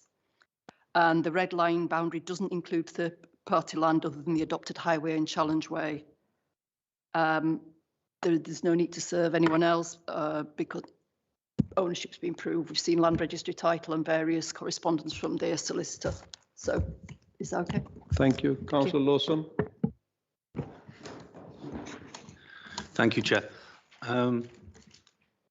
When I was reading the report and when officers were speaking and the objectors were speaking, the point that Mr. Crossley brought up about the petrol station is an omission, and Councillor Pinnock was quite right to bring that up. A quick Google during the interlude that we had due to technical difficulties seemed to suggest that a 50-metre distance between properties and petrol stations was advisable, and 100 metres for more vulnerable things like schools and hospitals. Could we ask through you, Chair, for an answer on that and our understanding on those distances? Thank you. Yeah, can you? Through you, Chair. Apologies, yes, I appreciate Councillor Pinnock did raise that point as well. Ultimately, petrol stations are heavily regulated by the Health and Safety Executive.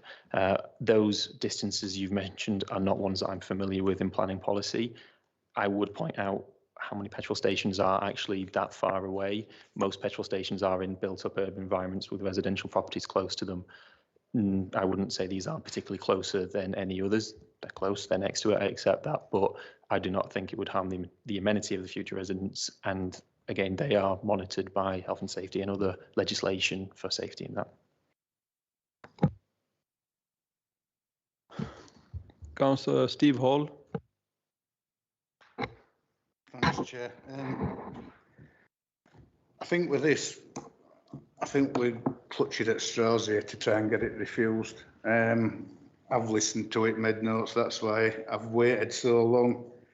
There's only certain conditions that a planning committee can put on an application. The fact that this noise survey was taken at the club either a Wednesday night or Thursday night, we're not really sure. is neither here nor there, basically, because if there's noise coming from that club, it's up to environmental health and it's also licensing. It's not to do with planning, as far as I know. That's somebody who chairs the planning committee and also has chaired licensing for God knows how many years.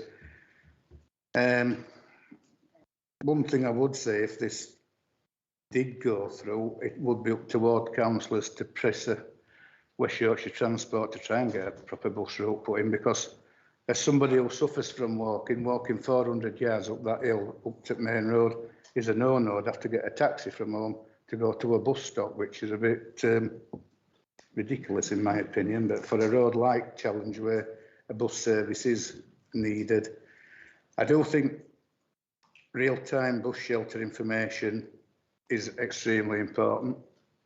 So I've no qualms with that, but there's £84,000 for open spaces, there's £28,000 for metro cards, etc. I'm sure some could be pulled out from those two sums of money to put information together.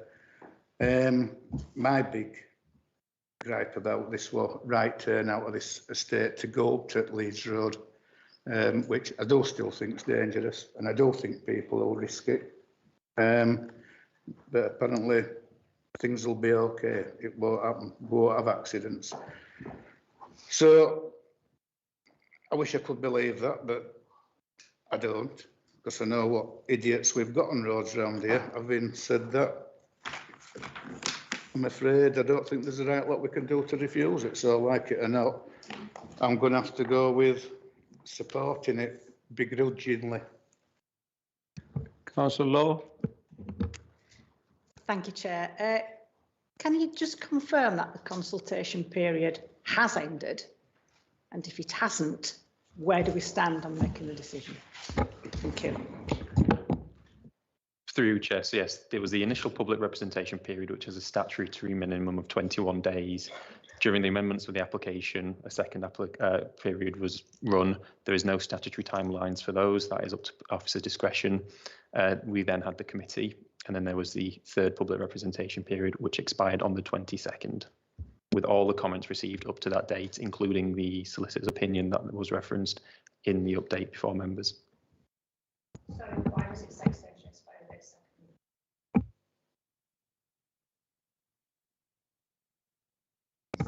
That's the target date of the application, I believe.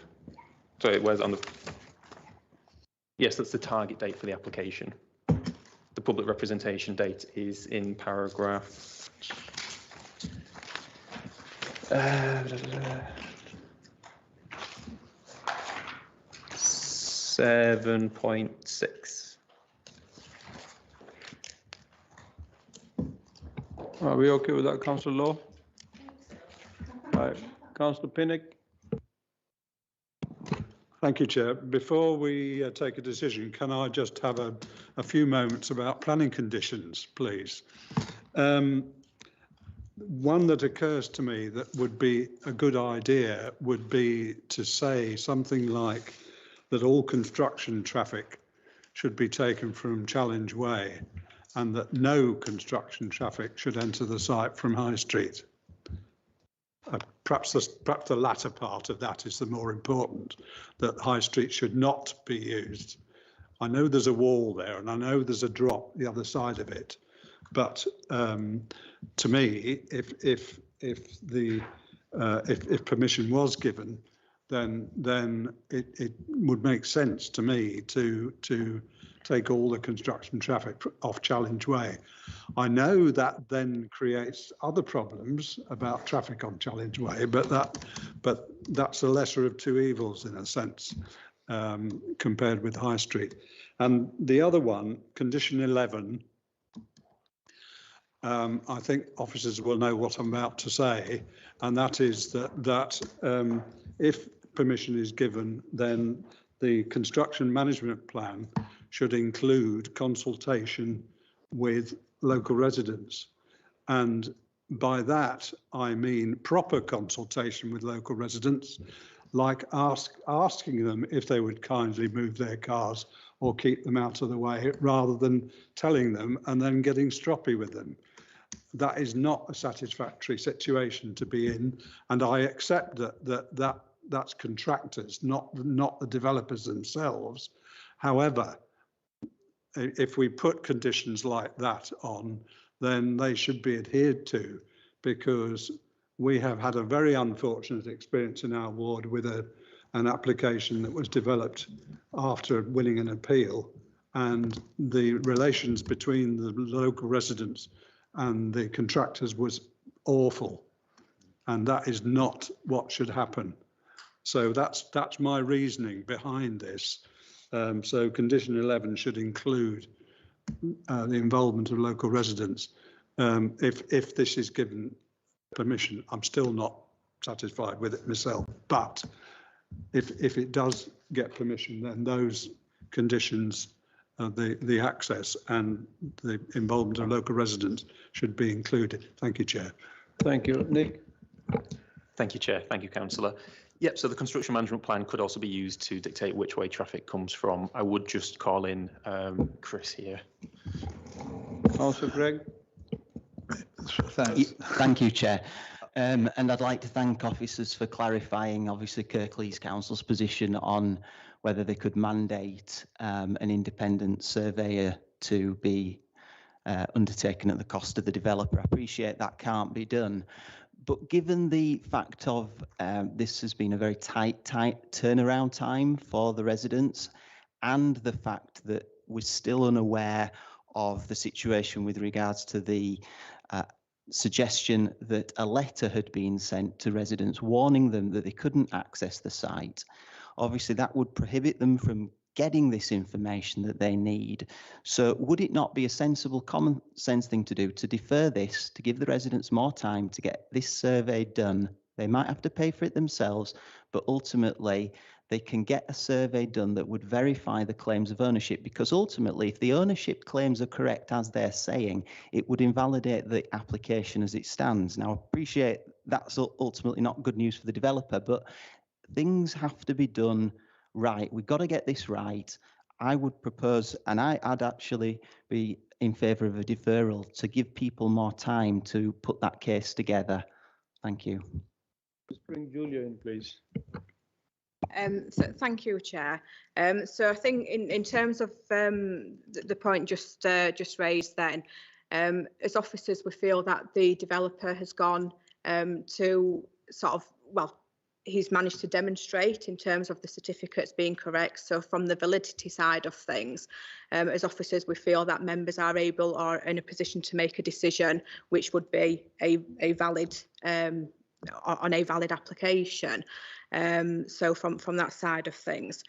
In terms of, I suppose most members here will be aware, but the granting of a planning permission, it doesn't override any private legal matters. So if there is that ongoing concern still raised there, that's something which it's outside of the remit of the actual planning decision. So if members did decide to grant permission today, it would not override that ongoing discussion which is taking place between the residents and the developers there.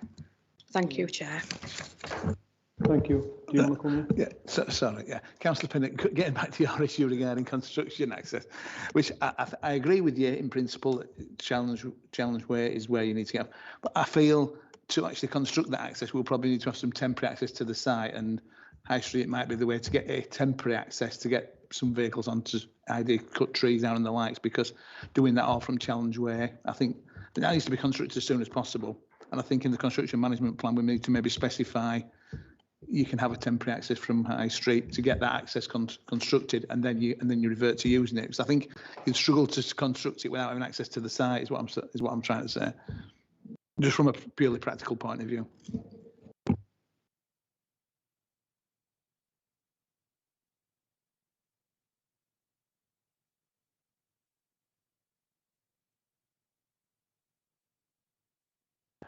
Anybody else?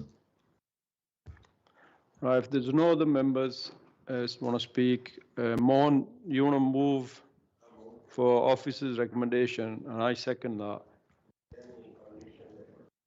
Yeah. And is there anybody else? No? Right, we go for the vote, please. Okay, members, so the vote is on approval. Councillor Lawson.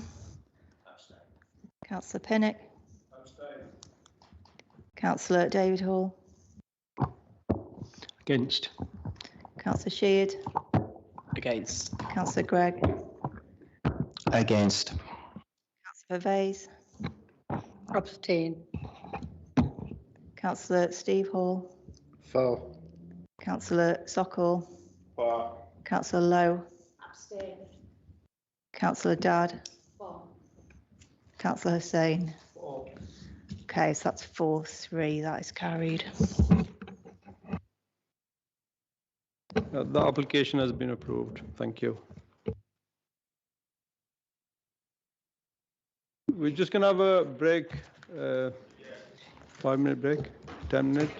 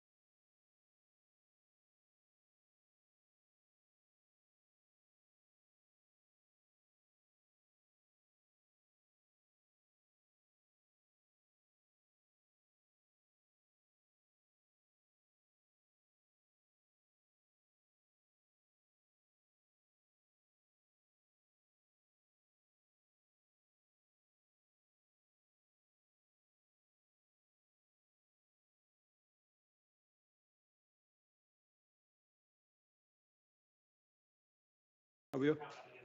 Right, okay. Okay.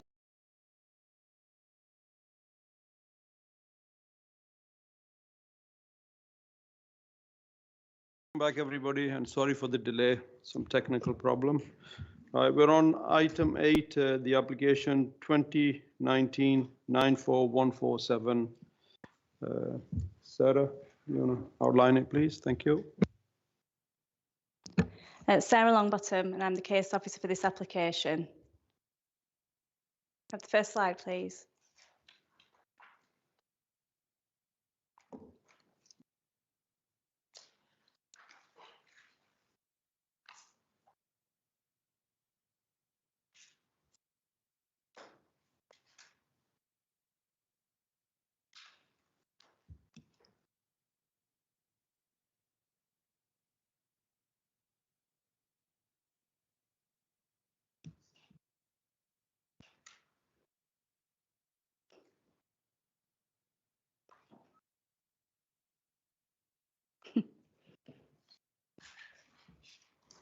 What day today is it? It's doing an extra job. We can't see it. That's what he's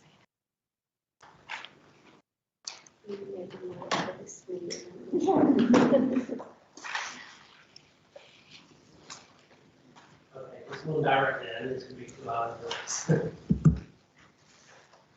Which folder is heading Woollen? I can't see that from this. I can't see.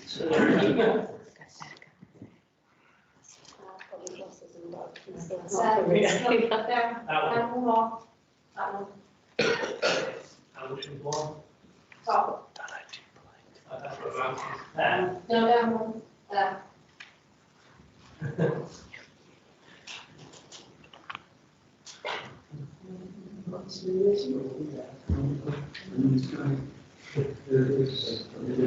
Technology works. Okay. Right.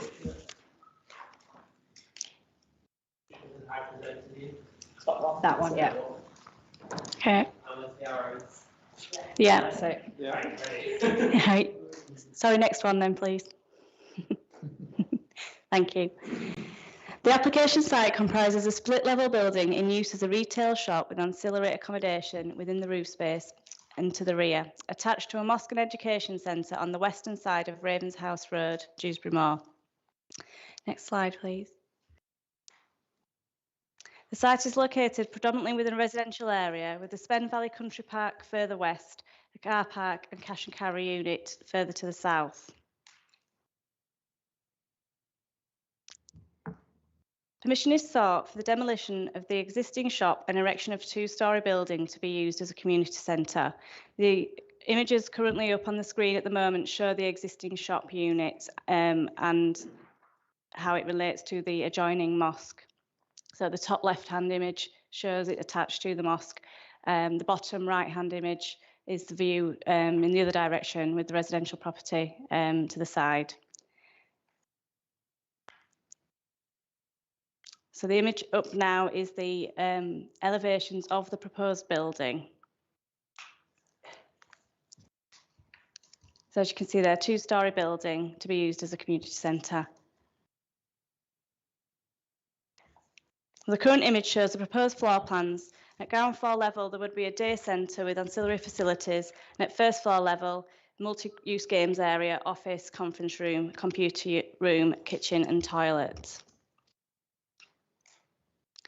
The proposed building would be attached to the existing Mosque and Education Centre, which has recently received permission for extensions, and members may recall that application coming to committee a few months ago. I think it was June of this year. So as I've already said, the proposals would result in a 2-storey building with parapet roof, comparable in scale to the approved development at the adjacent mosque, with an overall height of 9.5 metres. The submitted elevations indicate the use of Yorkshire stone for the front and side elevations and red brick for the rear elevation with a grey slate roof.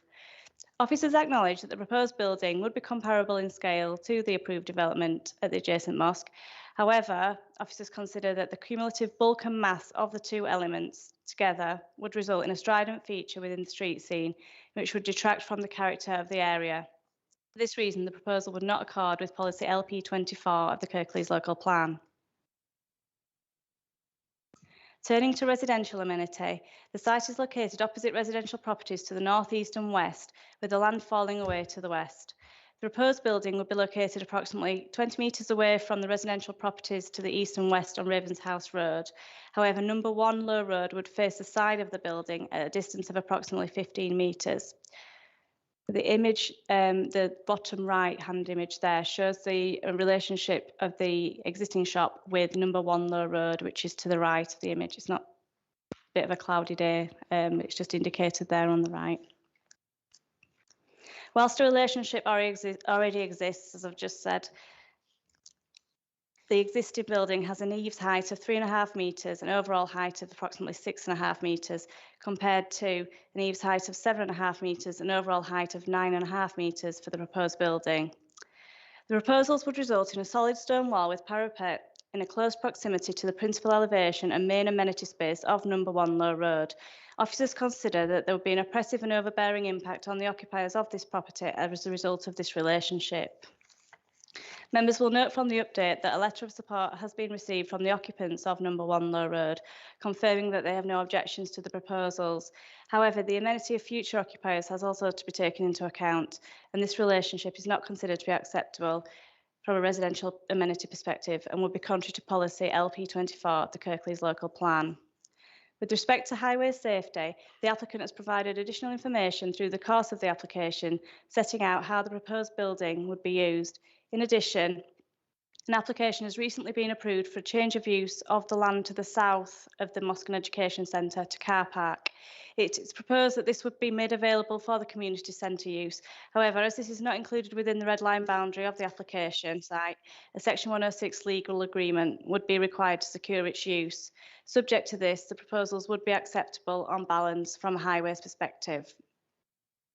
Just finally, the current use of the site is as a retail unit, meeting the day-to-day needs of the local area. The proposal, whilst providing a community facility, would not be a like-for-like replacement, and as it has not been demonstrated that there is an adequate alternative provision to serve the locality in an equally accessible location, the proposal is contrary to policy LP48 of the Kirklees local plan. So to summarise, the proposals would have a detrimental impact on visual and residential amenity and result in loss of a community facility with no adequate alternative provision. Recommendation is therefore for refusal as set out within the report. Thank you, Chair. Thank you, Sarah. Can we have the first speaker, Mohammed Raz? You've got 3 minutes and you can go down to the end, please.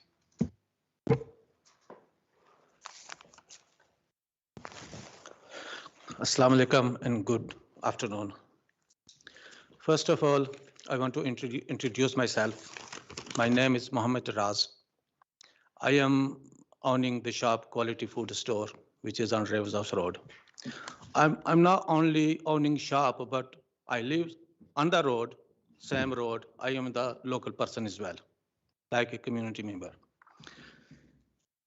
First of all, this area is not suitable for such a big building. Secondly, people's lives are in danger with the 2 accidents that happened recently at the busy mosque time. I was the one that gave the evidence. Number 3, the Sanderson report is invalid because it's not a actually report about my shop. It's based on national data.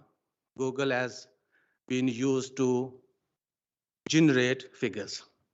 Number 4, if we accept this report for 1 minute, this report only shows that my shop is needed because if all these people comes to my shop, that means it is more valuable than imagined and a very important community asset.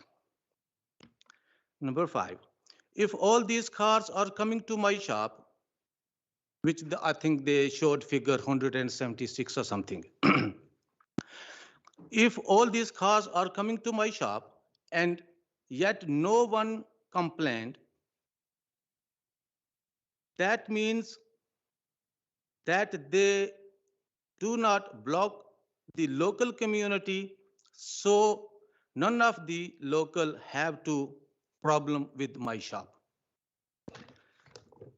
Then all the complaints are of the mosque causing major traffic issues, dividing the community. Just check police reports and Kirklees Council reports.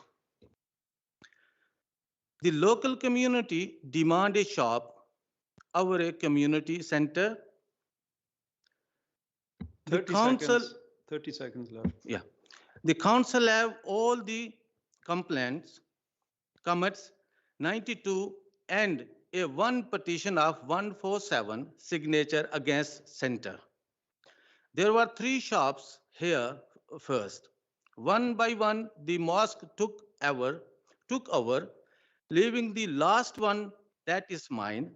There is no other shop here for the community, and in the time like a recession. Mr. Raz, can you just wind up now, Okay. please? And COVID, my shop proved a community beacon which took the weight of the supermarkets and helped the community. Plus, they got only 23 parking space, which is not enough for the mosque even. Never mind Thank you, Mr. for the Raz. I think community. your time is run out now. Thank Okay. you. Thank you, Mr. Chair. Thank you. Thank you. Can we have Mr. Daniel Akhtar? You've got 3 minutes.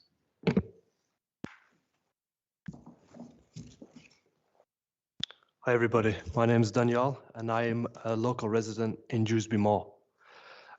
As you all would know from reports by the media, Dewsbury Moor is one of the most deprived areas in Kirklees. The planning office do highlight that there is a existing problem of antisocial behaviour in the area, and I've seen this firsthand with kids taking bins, burning them on fields. What we're proposing, a community centre, would take the kids off the street, give them somewhere to socialise, somewhere for entertainment, somewhere where they can have support for educational difficulties, where they could be supported through mental health issues by getting counsellors in, which we know mental health is a national epidemic, which is not covered, not supported.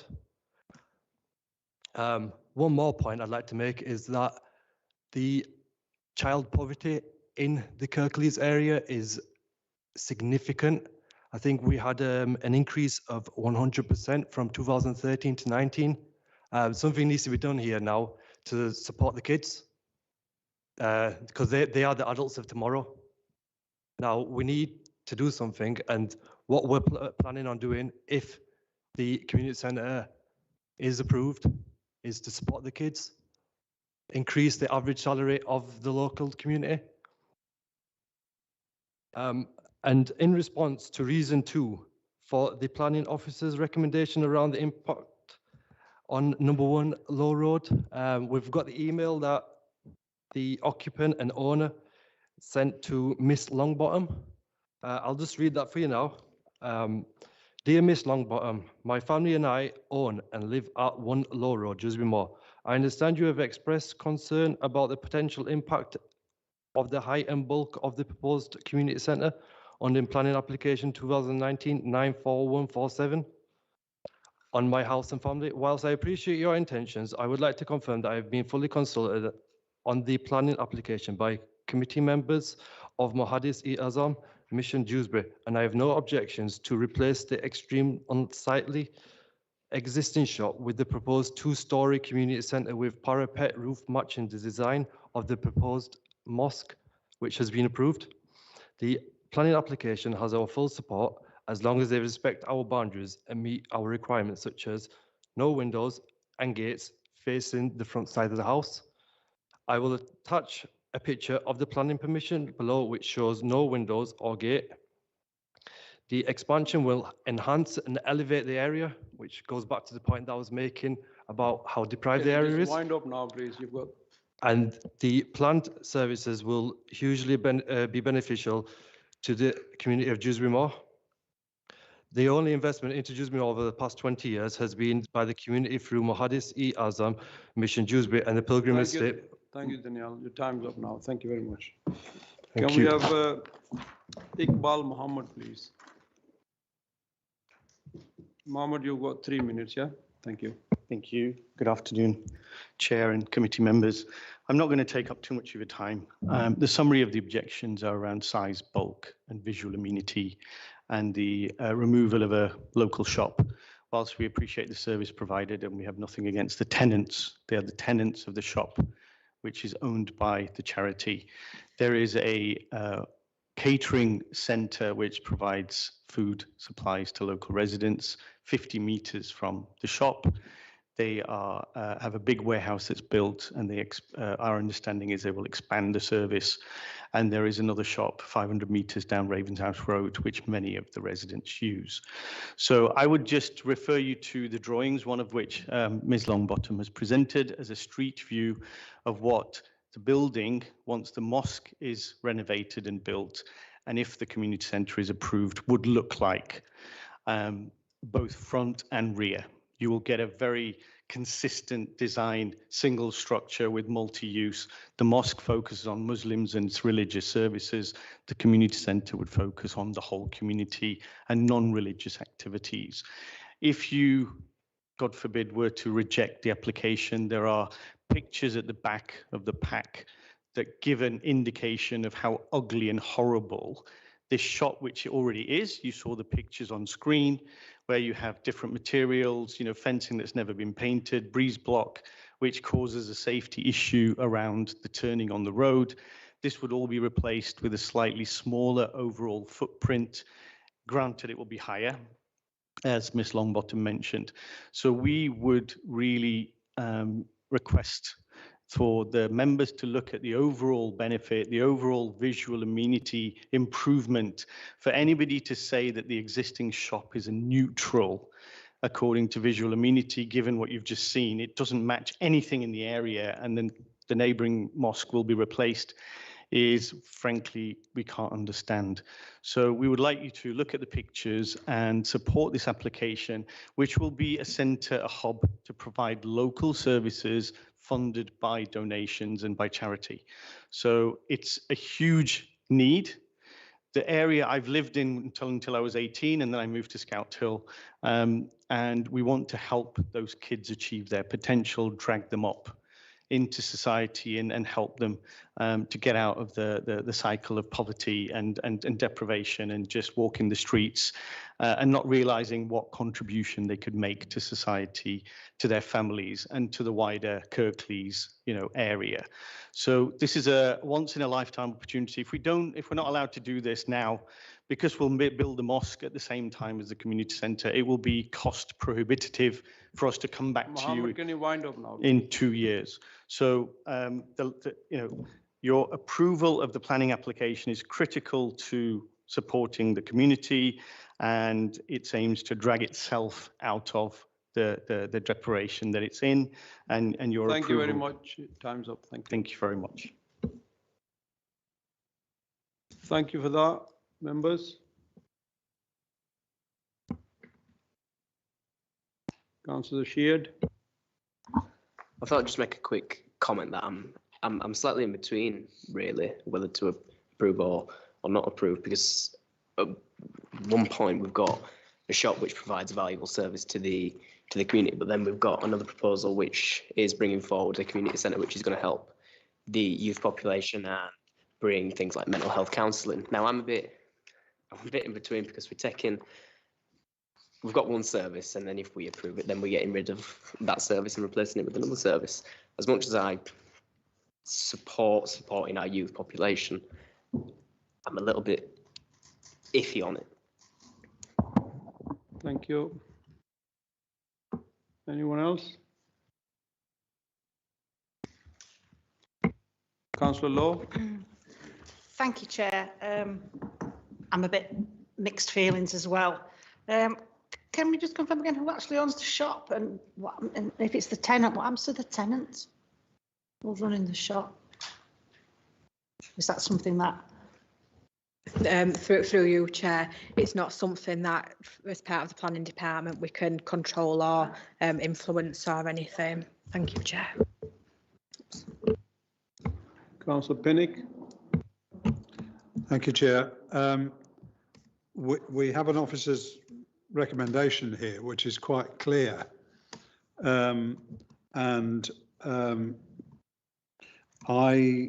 Having looked at the reasons for refusal, I'm really not sure about the third one as a reason. I can see where they're coming from, but the second one, I ought to point out that, as the planning officer has mentioned, what planning tries to do is not talk about current occupants of properties, but about anybody who would live in a property in that position. And in their opinion, it is completely overshadowed. Well, not completely, but considerably overshadowed by the new building, which is considerably higher than the existing one, I believe. And then we come to the question about, is the extension, in effect, of a building that has approval, quite a big building in relation to the ones around it? Does the addition of another bay, in effect, next to that building which has permission, does that make it worse? Does that make the bulk of the whole building more overpowering than the one that has already got permission? I'm not providing an answer to this. I'm just putting the question, because I think that this is one of these issues that is not completely cut and dried. There is room for taking different views about it, and I do wonder whether you could argue, for instance, if we refused this and it went to appeal, whether the appeal wouldn't be won. It's one of those issues which well, this is what the planning committee is here for. We deal with the more difficult things and have to try and adjudicate on them.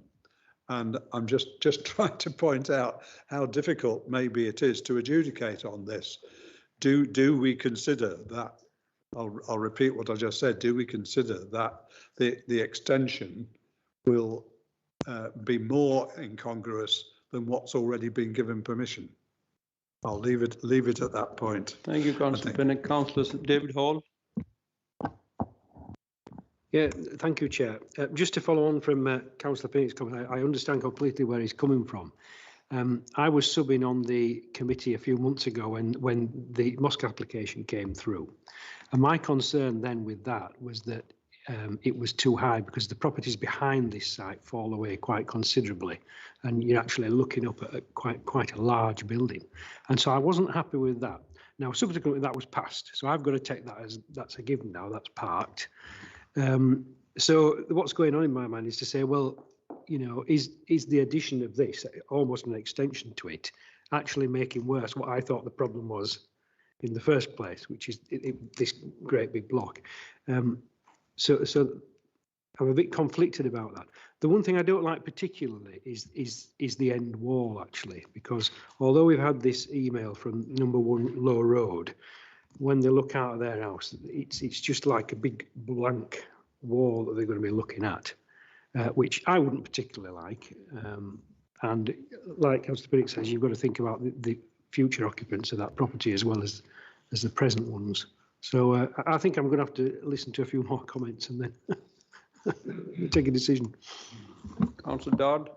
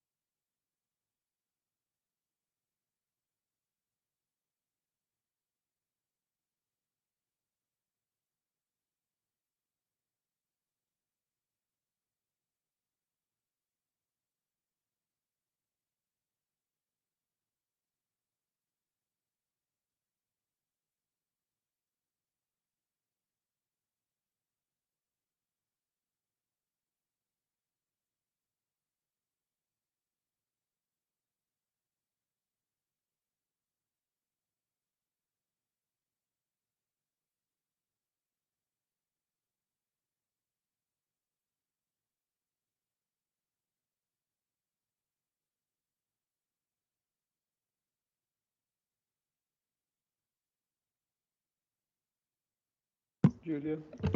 Thank you, Chair. It would change the application, yes. You'd be looking at sort of, I suppose, it would all come down to whether it's then adding like a material use, so like a retail use, as opposed to solely that community facility. And I think it was something that would need to be agreed upon by the applicant for them to submit to us. Thank you, Chair. Councillor Gregg? Thank you, Chair, and thank you to the residents and applicants who have spoken. It was really interesting to hear what the plans were for a community centre, and obviously, although I don't disagree, nothing's been done with regards to mental health in this country. £2.3 billion being spent towards mental health by the government, but there's a role for the community to put provision in place and help young people, especially in deprived areas such as this. So what I think is the plans look good.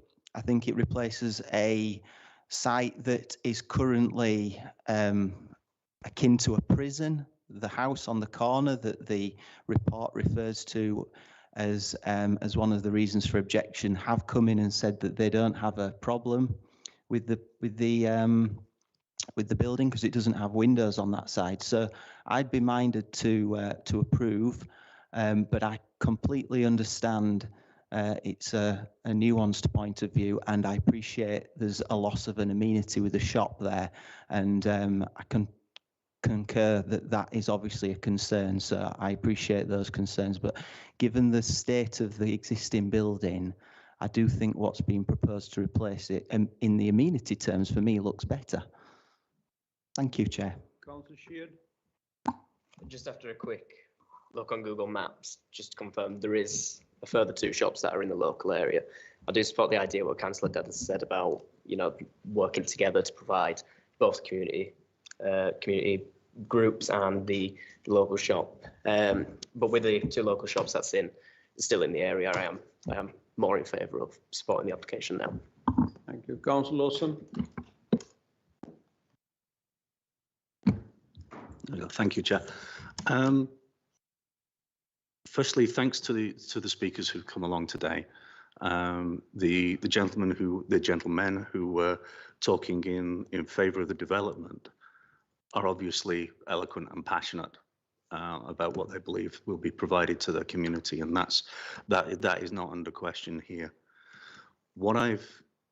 Looking through the proposal though, I can't get past that visual cliff face that the proposal presents to the number 1 opposite, and it was described as a kind of an all-consuming sort of thing that just fills the vision. I've got to agree with that, and anything that would temper that is a fresh application. So as we see it today, what's in front of us, I'm going to move officer's recommendation to refuse on the understanding that the applicants might come back with a fresh application and negotiate at something a little less visually challenging. Councillor Pinnick, is that seconded? Okay. Councillor Dodd?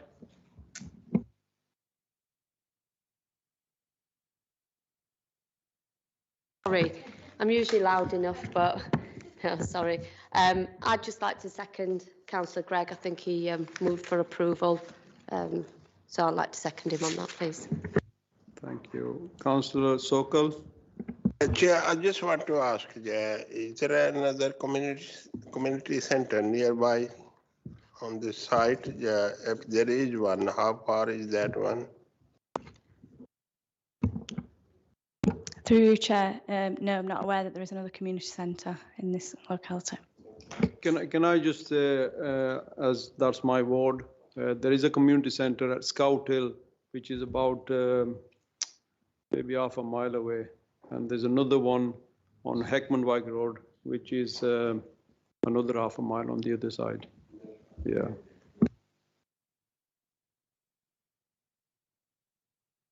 Councillor David Hall?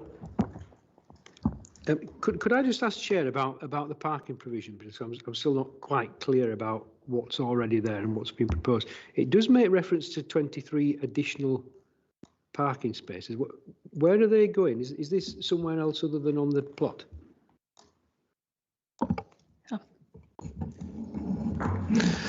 Thank you. Through you, Chair. Yeah, there's recently been approved. It's on the end of that row, what will be the mosque. There has been a car park approved for 23 spaces. That's not part of this application, not in the red line boundary for this application, but they have said that that would be made available for use by the community centre.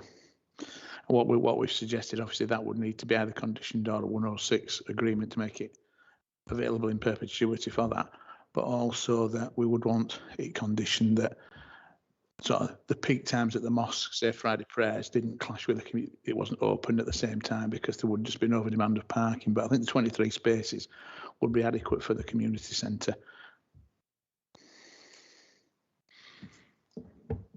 Thank you.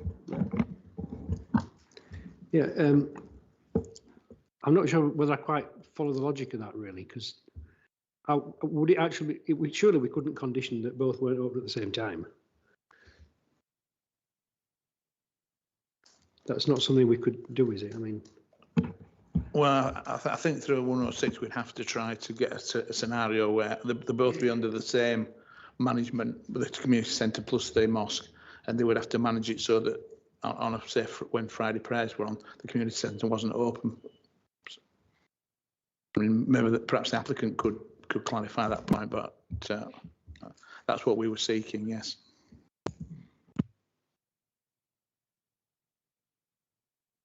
Yeah, Mohammed, can you just clarify that, please?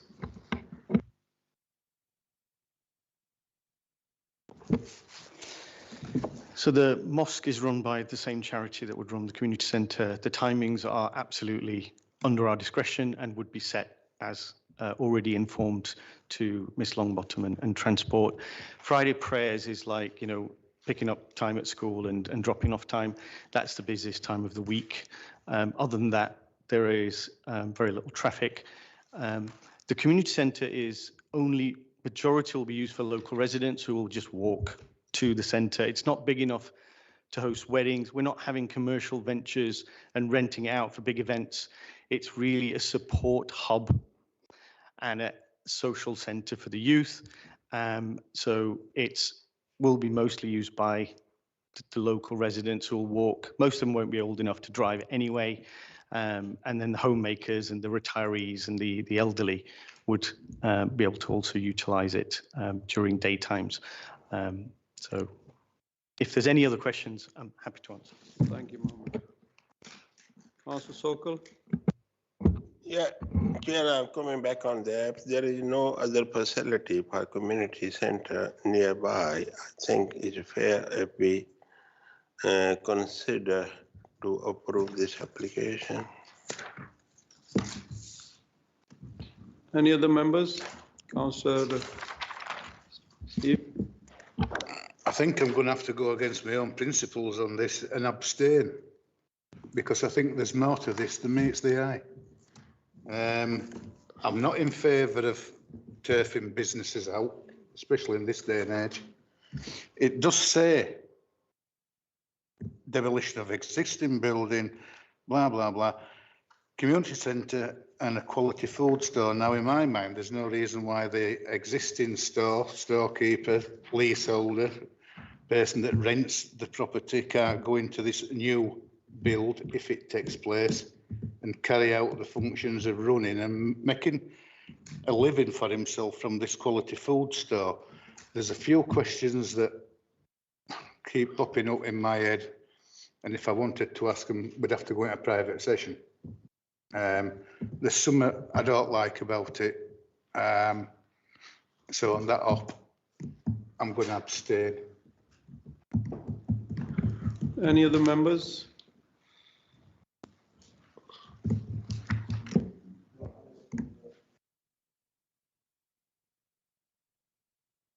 So who's proposed refusal? Councillor Lawson and Councillor Pinnock.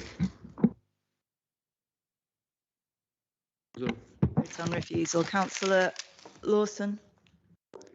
Councillor Pinnock. For. Councillor David Hall. Abstain. Councillor Sheard. Against refusal. Councillor Gregg, Against refusal. Councillor Pervez, Abstain. Councillor Steve Hall, Abstain. Councillor Sokol. What? For refusal. The vote is on refusal. Yeah. Are you supporting refusal or against refusal? No, I abstained, yeah. Abstain. I was confused, yeah. Councillor Lowe, Abstain. Councillor Dadd, Against.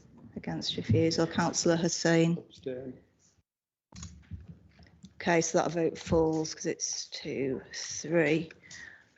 Okay, so. So the next vote is for, Moved by Councillor Gregg, seconded by Councillor Dadd.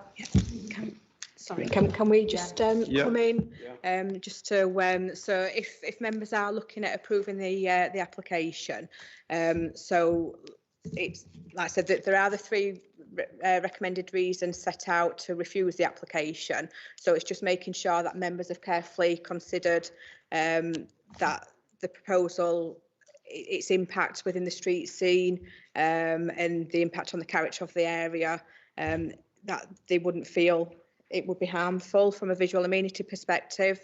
They also need to ensure that they're satisfied that there wouldn't be an overbearing or oppressive impact on sort of either the existing or future occupants of number 1 Low Road, and that they're also satisfied that the proposal that there are sort of other alternative provisions within the vicinity to serve the local community. So members just need to ensure that they're satisfied on those points there.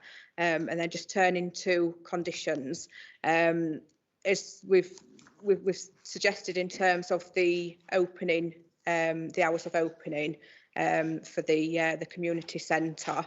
And then we've also raised in terms of it the need for a Section 106 agreement to tie the sort of this application to the application that was approved for the car park, if members feel that's necessary.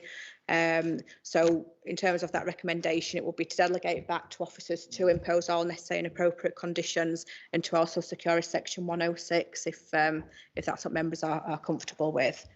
Thank you, Chair. thank you for that.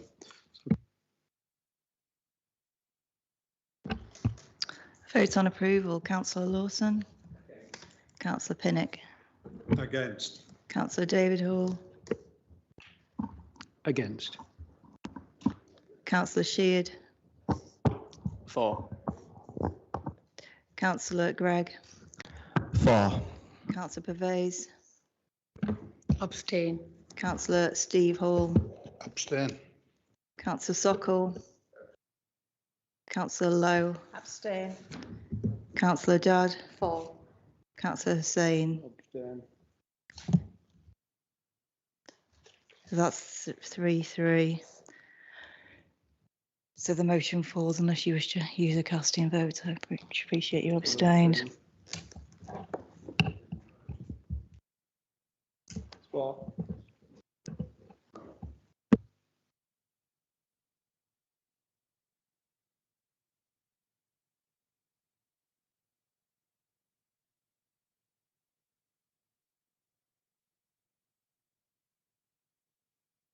Can I just suggest as chair that maybe this goes back and you can speak to officers and work along with the shopkeeper, and it's deferred till the next meeting.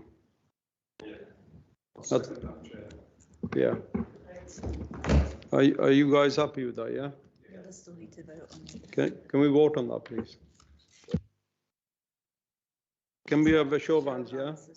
Yeah. So. And abstain or against? Abstain. Yeah. You've supported the Yeah, deferral. yeah. Everyone's in favour of deferral except Councillor Dadd, who's abstained. Okay. Yeah. Right, okay, thank you. So that is deferred.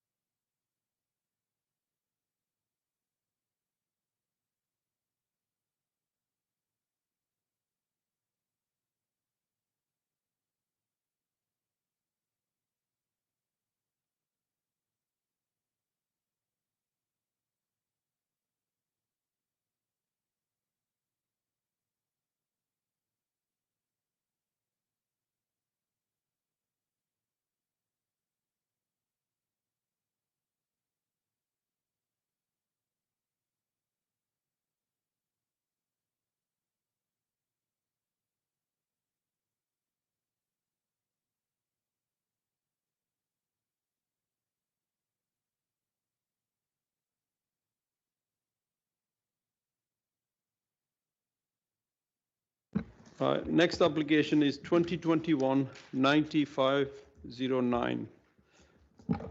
Thank you, Chair. My name's Emma Thompson. I'm presenting the application before you today. The site comprises a two-storey built dwelling, which is located in a large plot with a driveway to its principal elevation and a large garden to the rear. The site is adjacent to a Grade 2 listed church and Upper Hopton Conservation Area boundary. If you could just move on to the next slide, please. That just shows an aerial photograph of the church adjacent to the site. Next slide, please.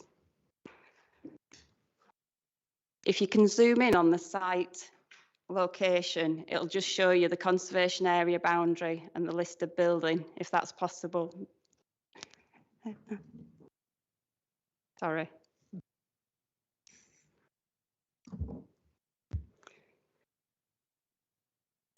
It's all right. There is a later slide that shows the distances, so if you want to move on to the next one.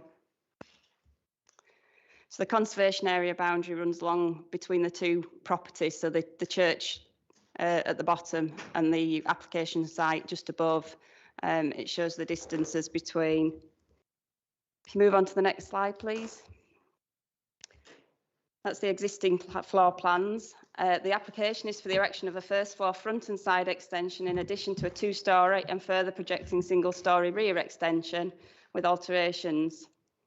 The application is brought to committee at the request of Ward Councillor Bolt for the reasons outlined in the report. If you could just move on, please. That just shows the extent of the extension to the rear and the side is over existing single-storey elements of the existing building. Just move on, please. They're the proposed elevation plans that show the details. So it includes the proposed first floor front extension will be located within the existing footprint of the dwelling and will be designed with a gable roof form which will be set down from the ridge of the host property. The design and details proposed are considered to be out of keeping with the host, creating an incongruous feature within the street scene. The two-storey rear extension would have a projection of 5 metres with a single-storey extension projecting an additional 3 metres. The development extending across the majority of the rear elevation of the host dwelling, wrapping round to the proposed first floor side extension. You just move on to the next slide. So that just shows the existing and the proposed in context. So you've got the existing at the top and the proposed at the bottom. And I think the next slide should show the side elevation. So you can see the side elevations, the existing and proposed there. The extension introduces significant bulk and massing, thereby dominating the rear elevation and host dwelling. The extension would fail to remain subservient, contrary to key design principle 2 of the house extensions and alterations supplementary planning document. Furthermore, the dwelling is located adjacent to the Grade 2 listed St John's Church, as well as the boundary of the Upper Hopton Conservation Area. It's considered the extensions, due to their scale, massing and design, would result in harm to the setting of the Grade 2 listed building and setting of the conservation area. If you just go through to the next slide, please. So that just shows you the photograph in proximity to the church in the bottom left-hand corner. I think that's the last slide. So if you could just go back to the comparisons, just about, either the side or just for use, and you've got it in your packs to refer to anyway. So just to conclude, for the reasons outlined in the report, the proposed development cannot be supported in this instance. Thank you, Chair. Thank you for that. We've got a speaker, Amma. They'll be going to I have a copy of our submissions that makes it easier for you to follow. It will be previous anyway. I think it's better for you to have a copy. Okay.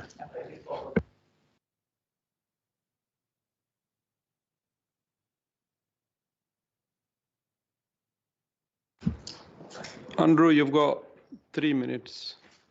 Thank you. Chair, members of the committee, good afternoon. The property is the old vicarage and was purchased in 2019. It had been derelict for quite some time and fallen into disrepair. The property is outside the conservation area. It has had planning permission in the past to build a 5-bedroom detached house with a garage and a further 4-bedroom detached house with a garage on the site, together with a new access road. Opposite the property is a 6-foot wall that runs in both directions for almost 100 yards.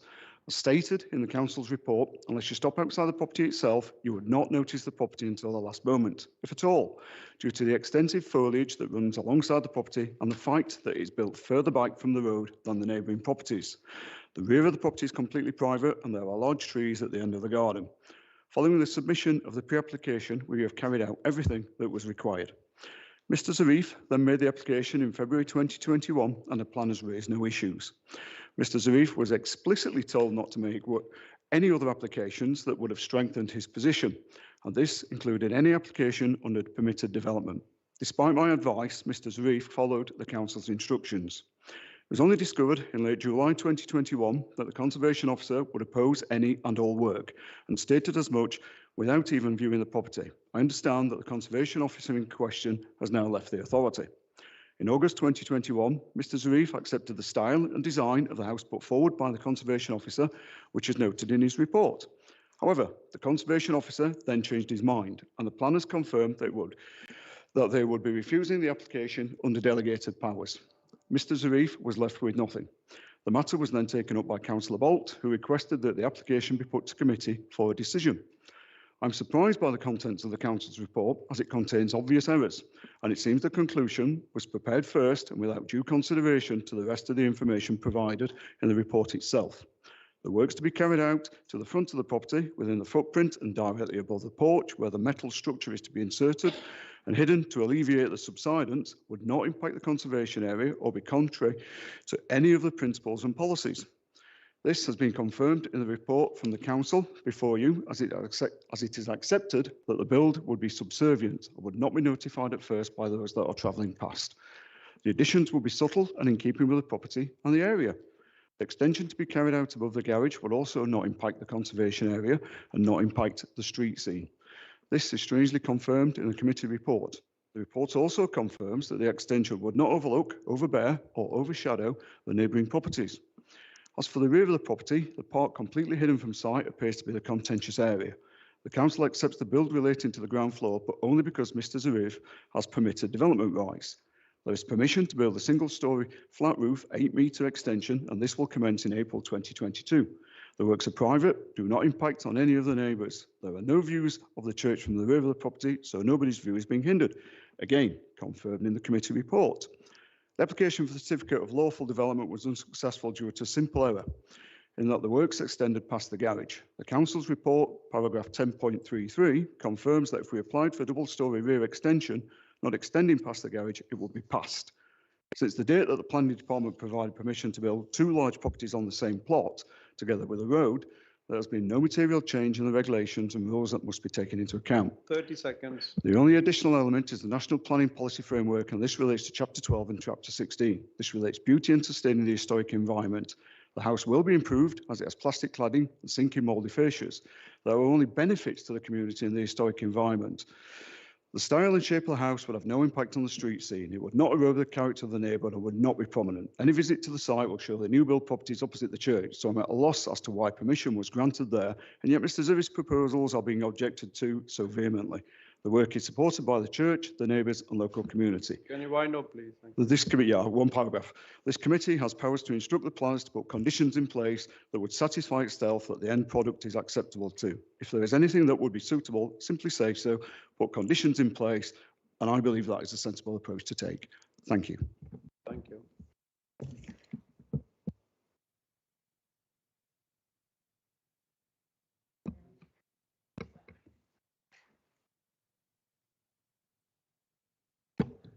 This matter is before you for one simple reason. At the end of July, the Council's Conservation Officer stated that he would not agree to anything at all, and I had nowhere else to go, so I contacted Councillor Bolt, who requested the matter be put before you. Paragraph 5.4 in the committee report is incorrect, and I've asked the planners to correct their mistake. After that date, I repeatedly requested the planners try and find middle ground, and I even accepted the design and style of the house put forward by the Conservation Officer, only to be told that was no longer acceptable to him, despite the fact that it's still in his report.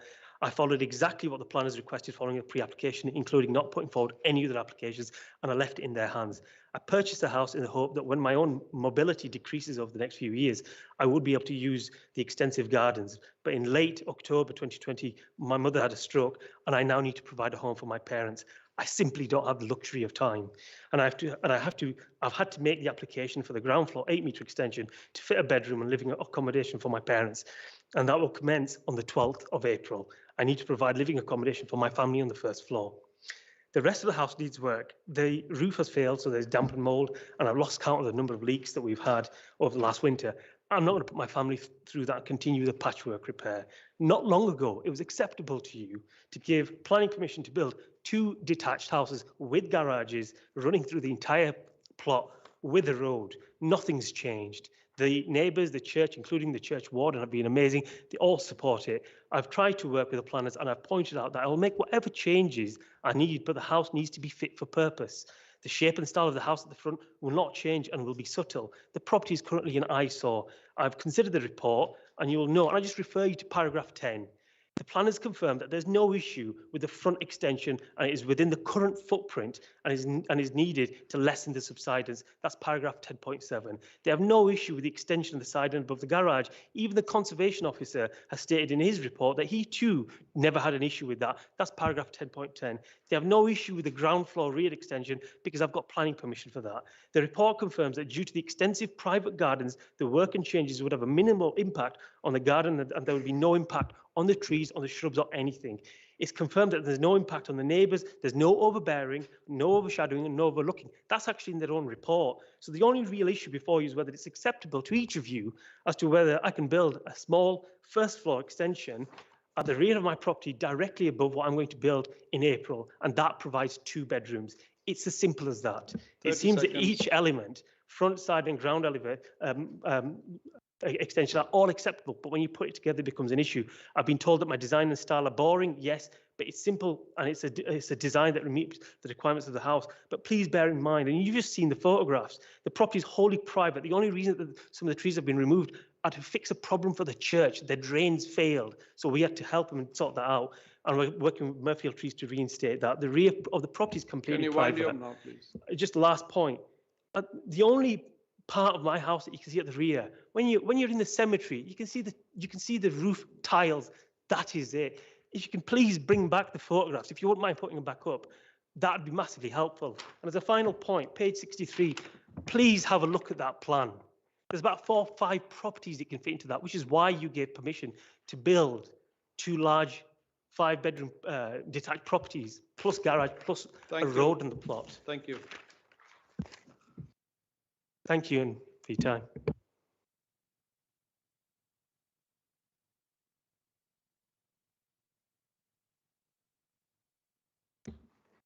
Members?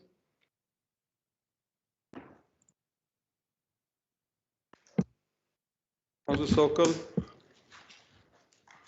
Thank you. Sorry, I thought somebody will. Yeah, Mr. Chair, I read the report, and it's very interesting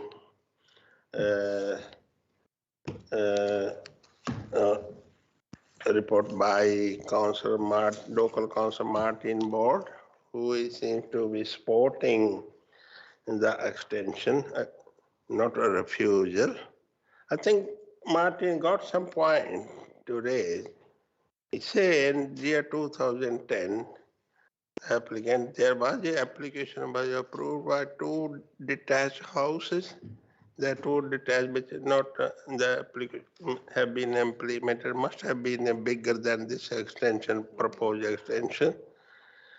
Secondly, I think it say on there,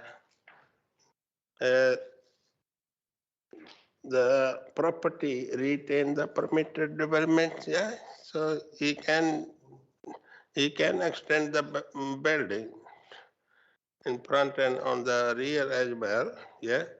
But main thing is I'm looking in the report here. I think this building looks like a historic building, yeah. I think we approve the extension application. He might to my knowledge, it will bring the property back to use. Yeah, keep the property as well as it is. That's why it's my view. Yeah, I don't know what members think anyway. Thank you, Councillor Sokut. Councillor David Hall. Thank you, Mr. Chair. I look at this as just in purely practical terms, to be honest, which is what we'd rather see on this site. And it could be that under permitted rights, we get a box that's a bit flat and long tagged on the back of it. Or we could actually go for the better design that the applicant's proposing. As far as I can see, it's one of these Church of England vicarages, isn't it, where 30 years ago they were divesting themselves of these old rambling Victorian buildings and they were shoving up buildings like that, which, to be quite honest, are not particularly nice on the eye. And that is not the kind of property you expect to see in a conservation area. I actually think what's being proposed by the applicant is a lot better, a lot nicer than that. And I'd rather have that if it was my conservation area than one we've got.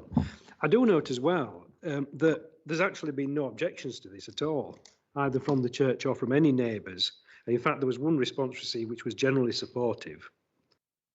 And the other thing which is weighing on my mind is the fact that, you know, there was, as Mohan said, there was a planning application for 2 large houses on this site, which would be a lot more land taken up for housing on there than is actually being proposed. So at the moment, I'm thinking towards I would be happily to support this application. Thank you, Councillor. Julie, do you want to comment? Yeah, thank you, Chair. Just to clarify and to provide a little bit more information before sort of members discuss a little bit further, I think it would be useful if we could come in now just to show the 2010 approval, which was for 2 houses on the site. So, like I said, that was a 2010 approval. One of the plots was to replace the existing dwelling, and then the other plot was to be sited sort of much further back into the site. So in terms of that open aspect with the listed church, that would have been retained to the back of the sort of that relationship, which hopefully in a second you'll just be able to see on that site layout. I think what I would just point out as well, with it being a 2010 application, that was obviously before the local plan, which is now being adopted, and it was also before the National Planning Policy Framework, which was initially introduced in 2012. So there's been changes in material planning considerations in terms of national and local policy since that time. So as you can just see on the slide in front of you, part of it was replacing, like I said, a replacement and slight reposition of the existing property, with then the second plot set much further back into the site. So, like I say, that retained that open aspect to where the actual listed church is. In terms of permitted development rights, so like I say, there is a HHPD, the larger householder notification in place at the site. So that's for an 8-metre flat roof extension. In terms of the first floor element, once again, there are permitted development rights for first floor extensions, but it wouldn't extend the full width of the property with then that first floor extension, so it wouldn't extend all the way across. And what officers have been advising the applicant is that that rear first floor element is actually reduced in size, so it doesn't extend all the way across, so it doesn't appear with the quite a flat sort of pitch roof and a dominant aspect that way. So I just wanted to sort of explain and clarify on that. And then I suppose in terms of the first floor extension to the front, that wouldn't be permitted development for a first floor extension on the front. Thank you, Chair. Thank you. Any other members? Councillor Gregg. Thank you, Chair. Can I ask, was the 2010 application for a totally new dwelling on the existing site, or was it for an extension of the existing property? Yeah, through you, Chair. So it was for a replacement dwelling, so knock down the existing and replace it with that plot at the front, but moving slightly over, and then a new plot in the back, but retaining that separate that openness where the listed church is. Thank you, Chair. Thank you. And Chair, could I just get clarification on 5.4? The applicant said that this paragraph was untrue. Could I request the applicant give us a bit more clarity on what exactly he meant by that? Because it does seem to suggest that the officers were trying to work with you on that. Is that not the case?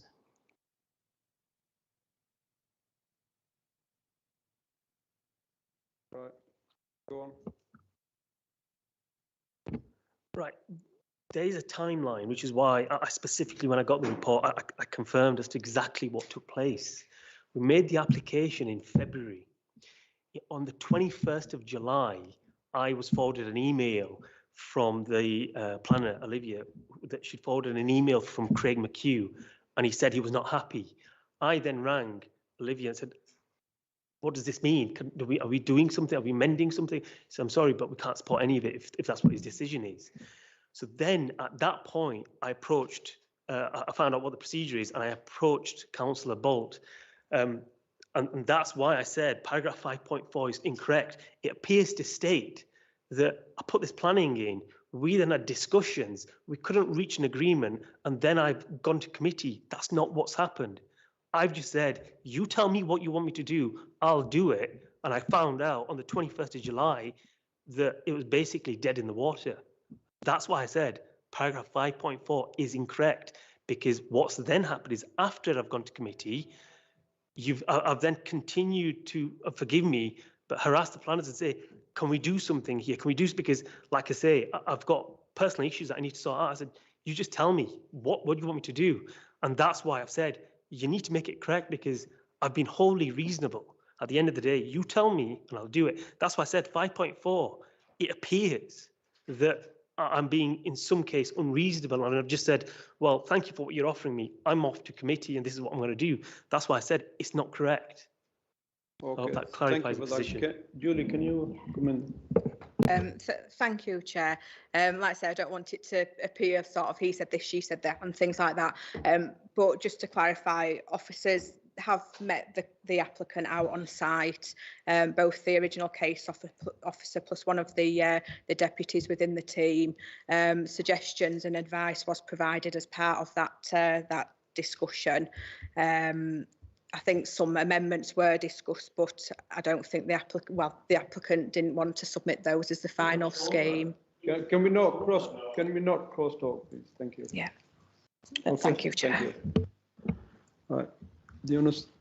Thank you, Chair. I would just add on the actual design of the property. Again, I'm not a fan of the original building, particularly, and I think it would have been nice to have seen something a little bit nicer presented in terms of obviously what the plans do sort of illustrate, but it is a shame that this hasn't been agreed with planners and it's ended up before this committee, because ultimately it would have been nice to have had it all, relatively speaking, if planners have previously given permission for 2 dwellings, it wouldn't be within the realms of possibility for this to have been sorted out between officers and yourself, in my opinion. So again, I have no further comments, Chair. Thank you. Thank you. Any other members? Councillor Pinnock. Thank you, Chair. I can't help feeling it might be better to defer this because we seem to have got ourselves into a bit of a knot here over what exactly happened in the course of attempting to make a decision on this. And what I'm hearing shows some disagreement between the officers and the applicant.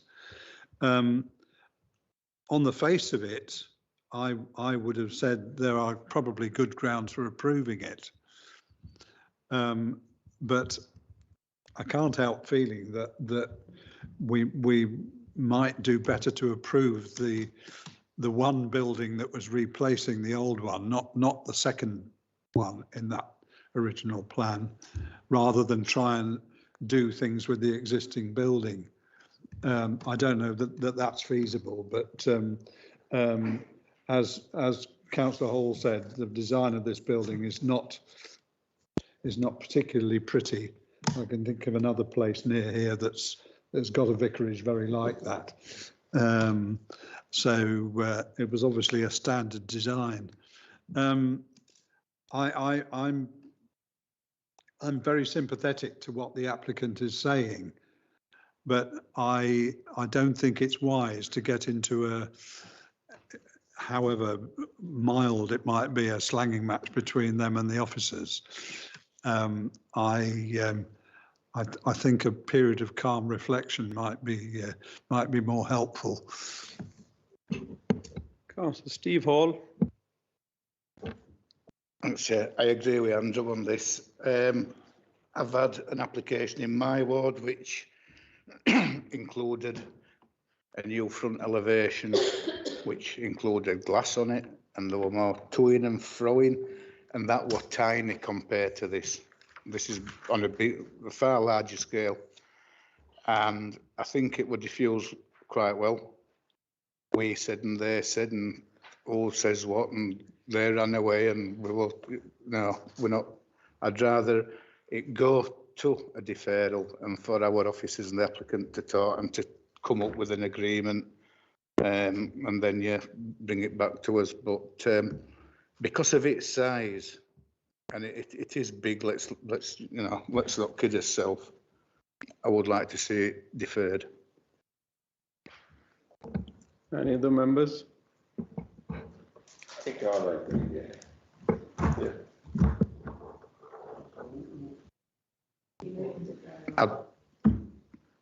If Andrew's not moved it, I'll move it. Yes, I will. I should have been more explicit. Sorry, Steve. I should know better than that. Councillor Pinnick moving and Councillor Steve second. Yeah. Is there any move for proposal? I mean, for approval? Yeah, just one. Let's take the other vote first.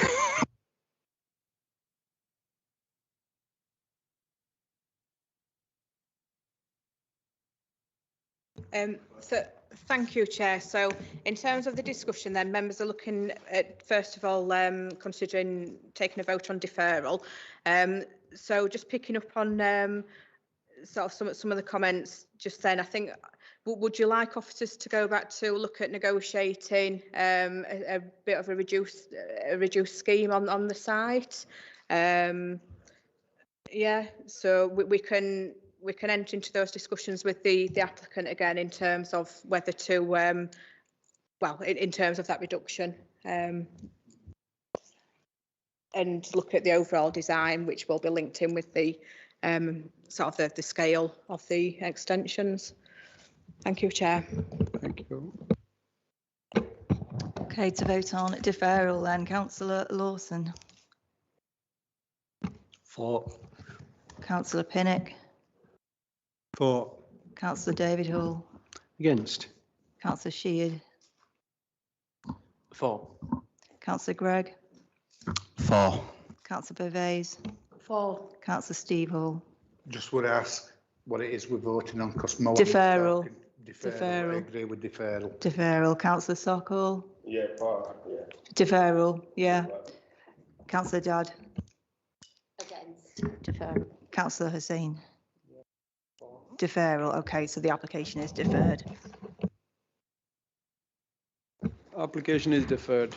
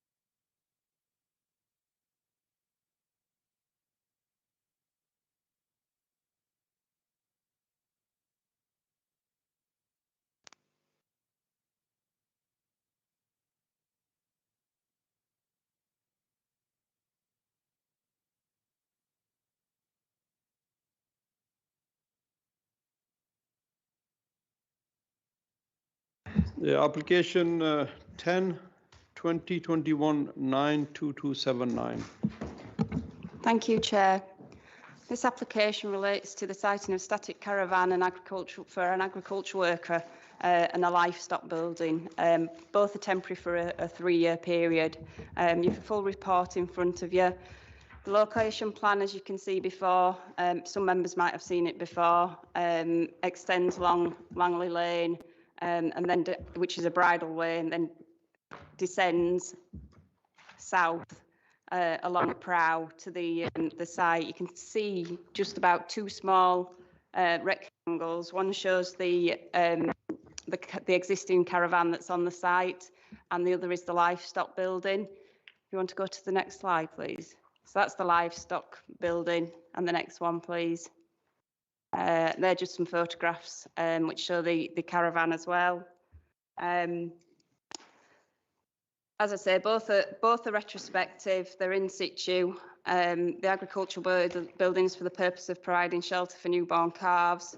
The structure has been formed using timber logs, metal sheeting, metal barriers, and shipping containers. Static caravan is quite typical. It's considered that due to the poor design of the existing buildings, and they're not considered to respect the rural setting in terms of details and design.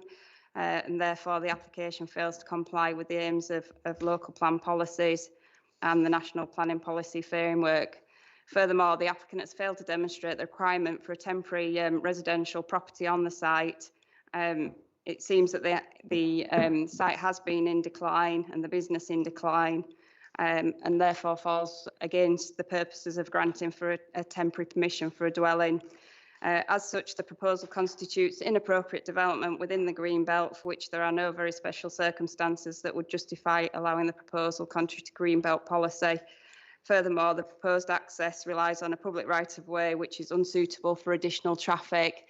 It's probably quite difficult to tell from the aerial photographs, but the one at the top left shows the site prior to any occupation, and the bottom right shows the site, how it's deteriorated in the last few years because of the occupation that's taken place.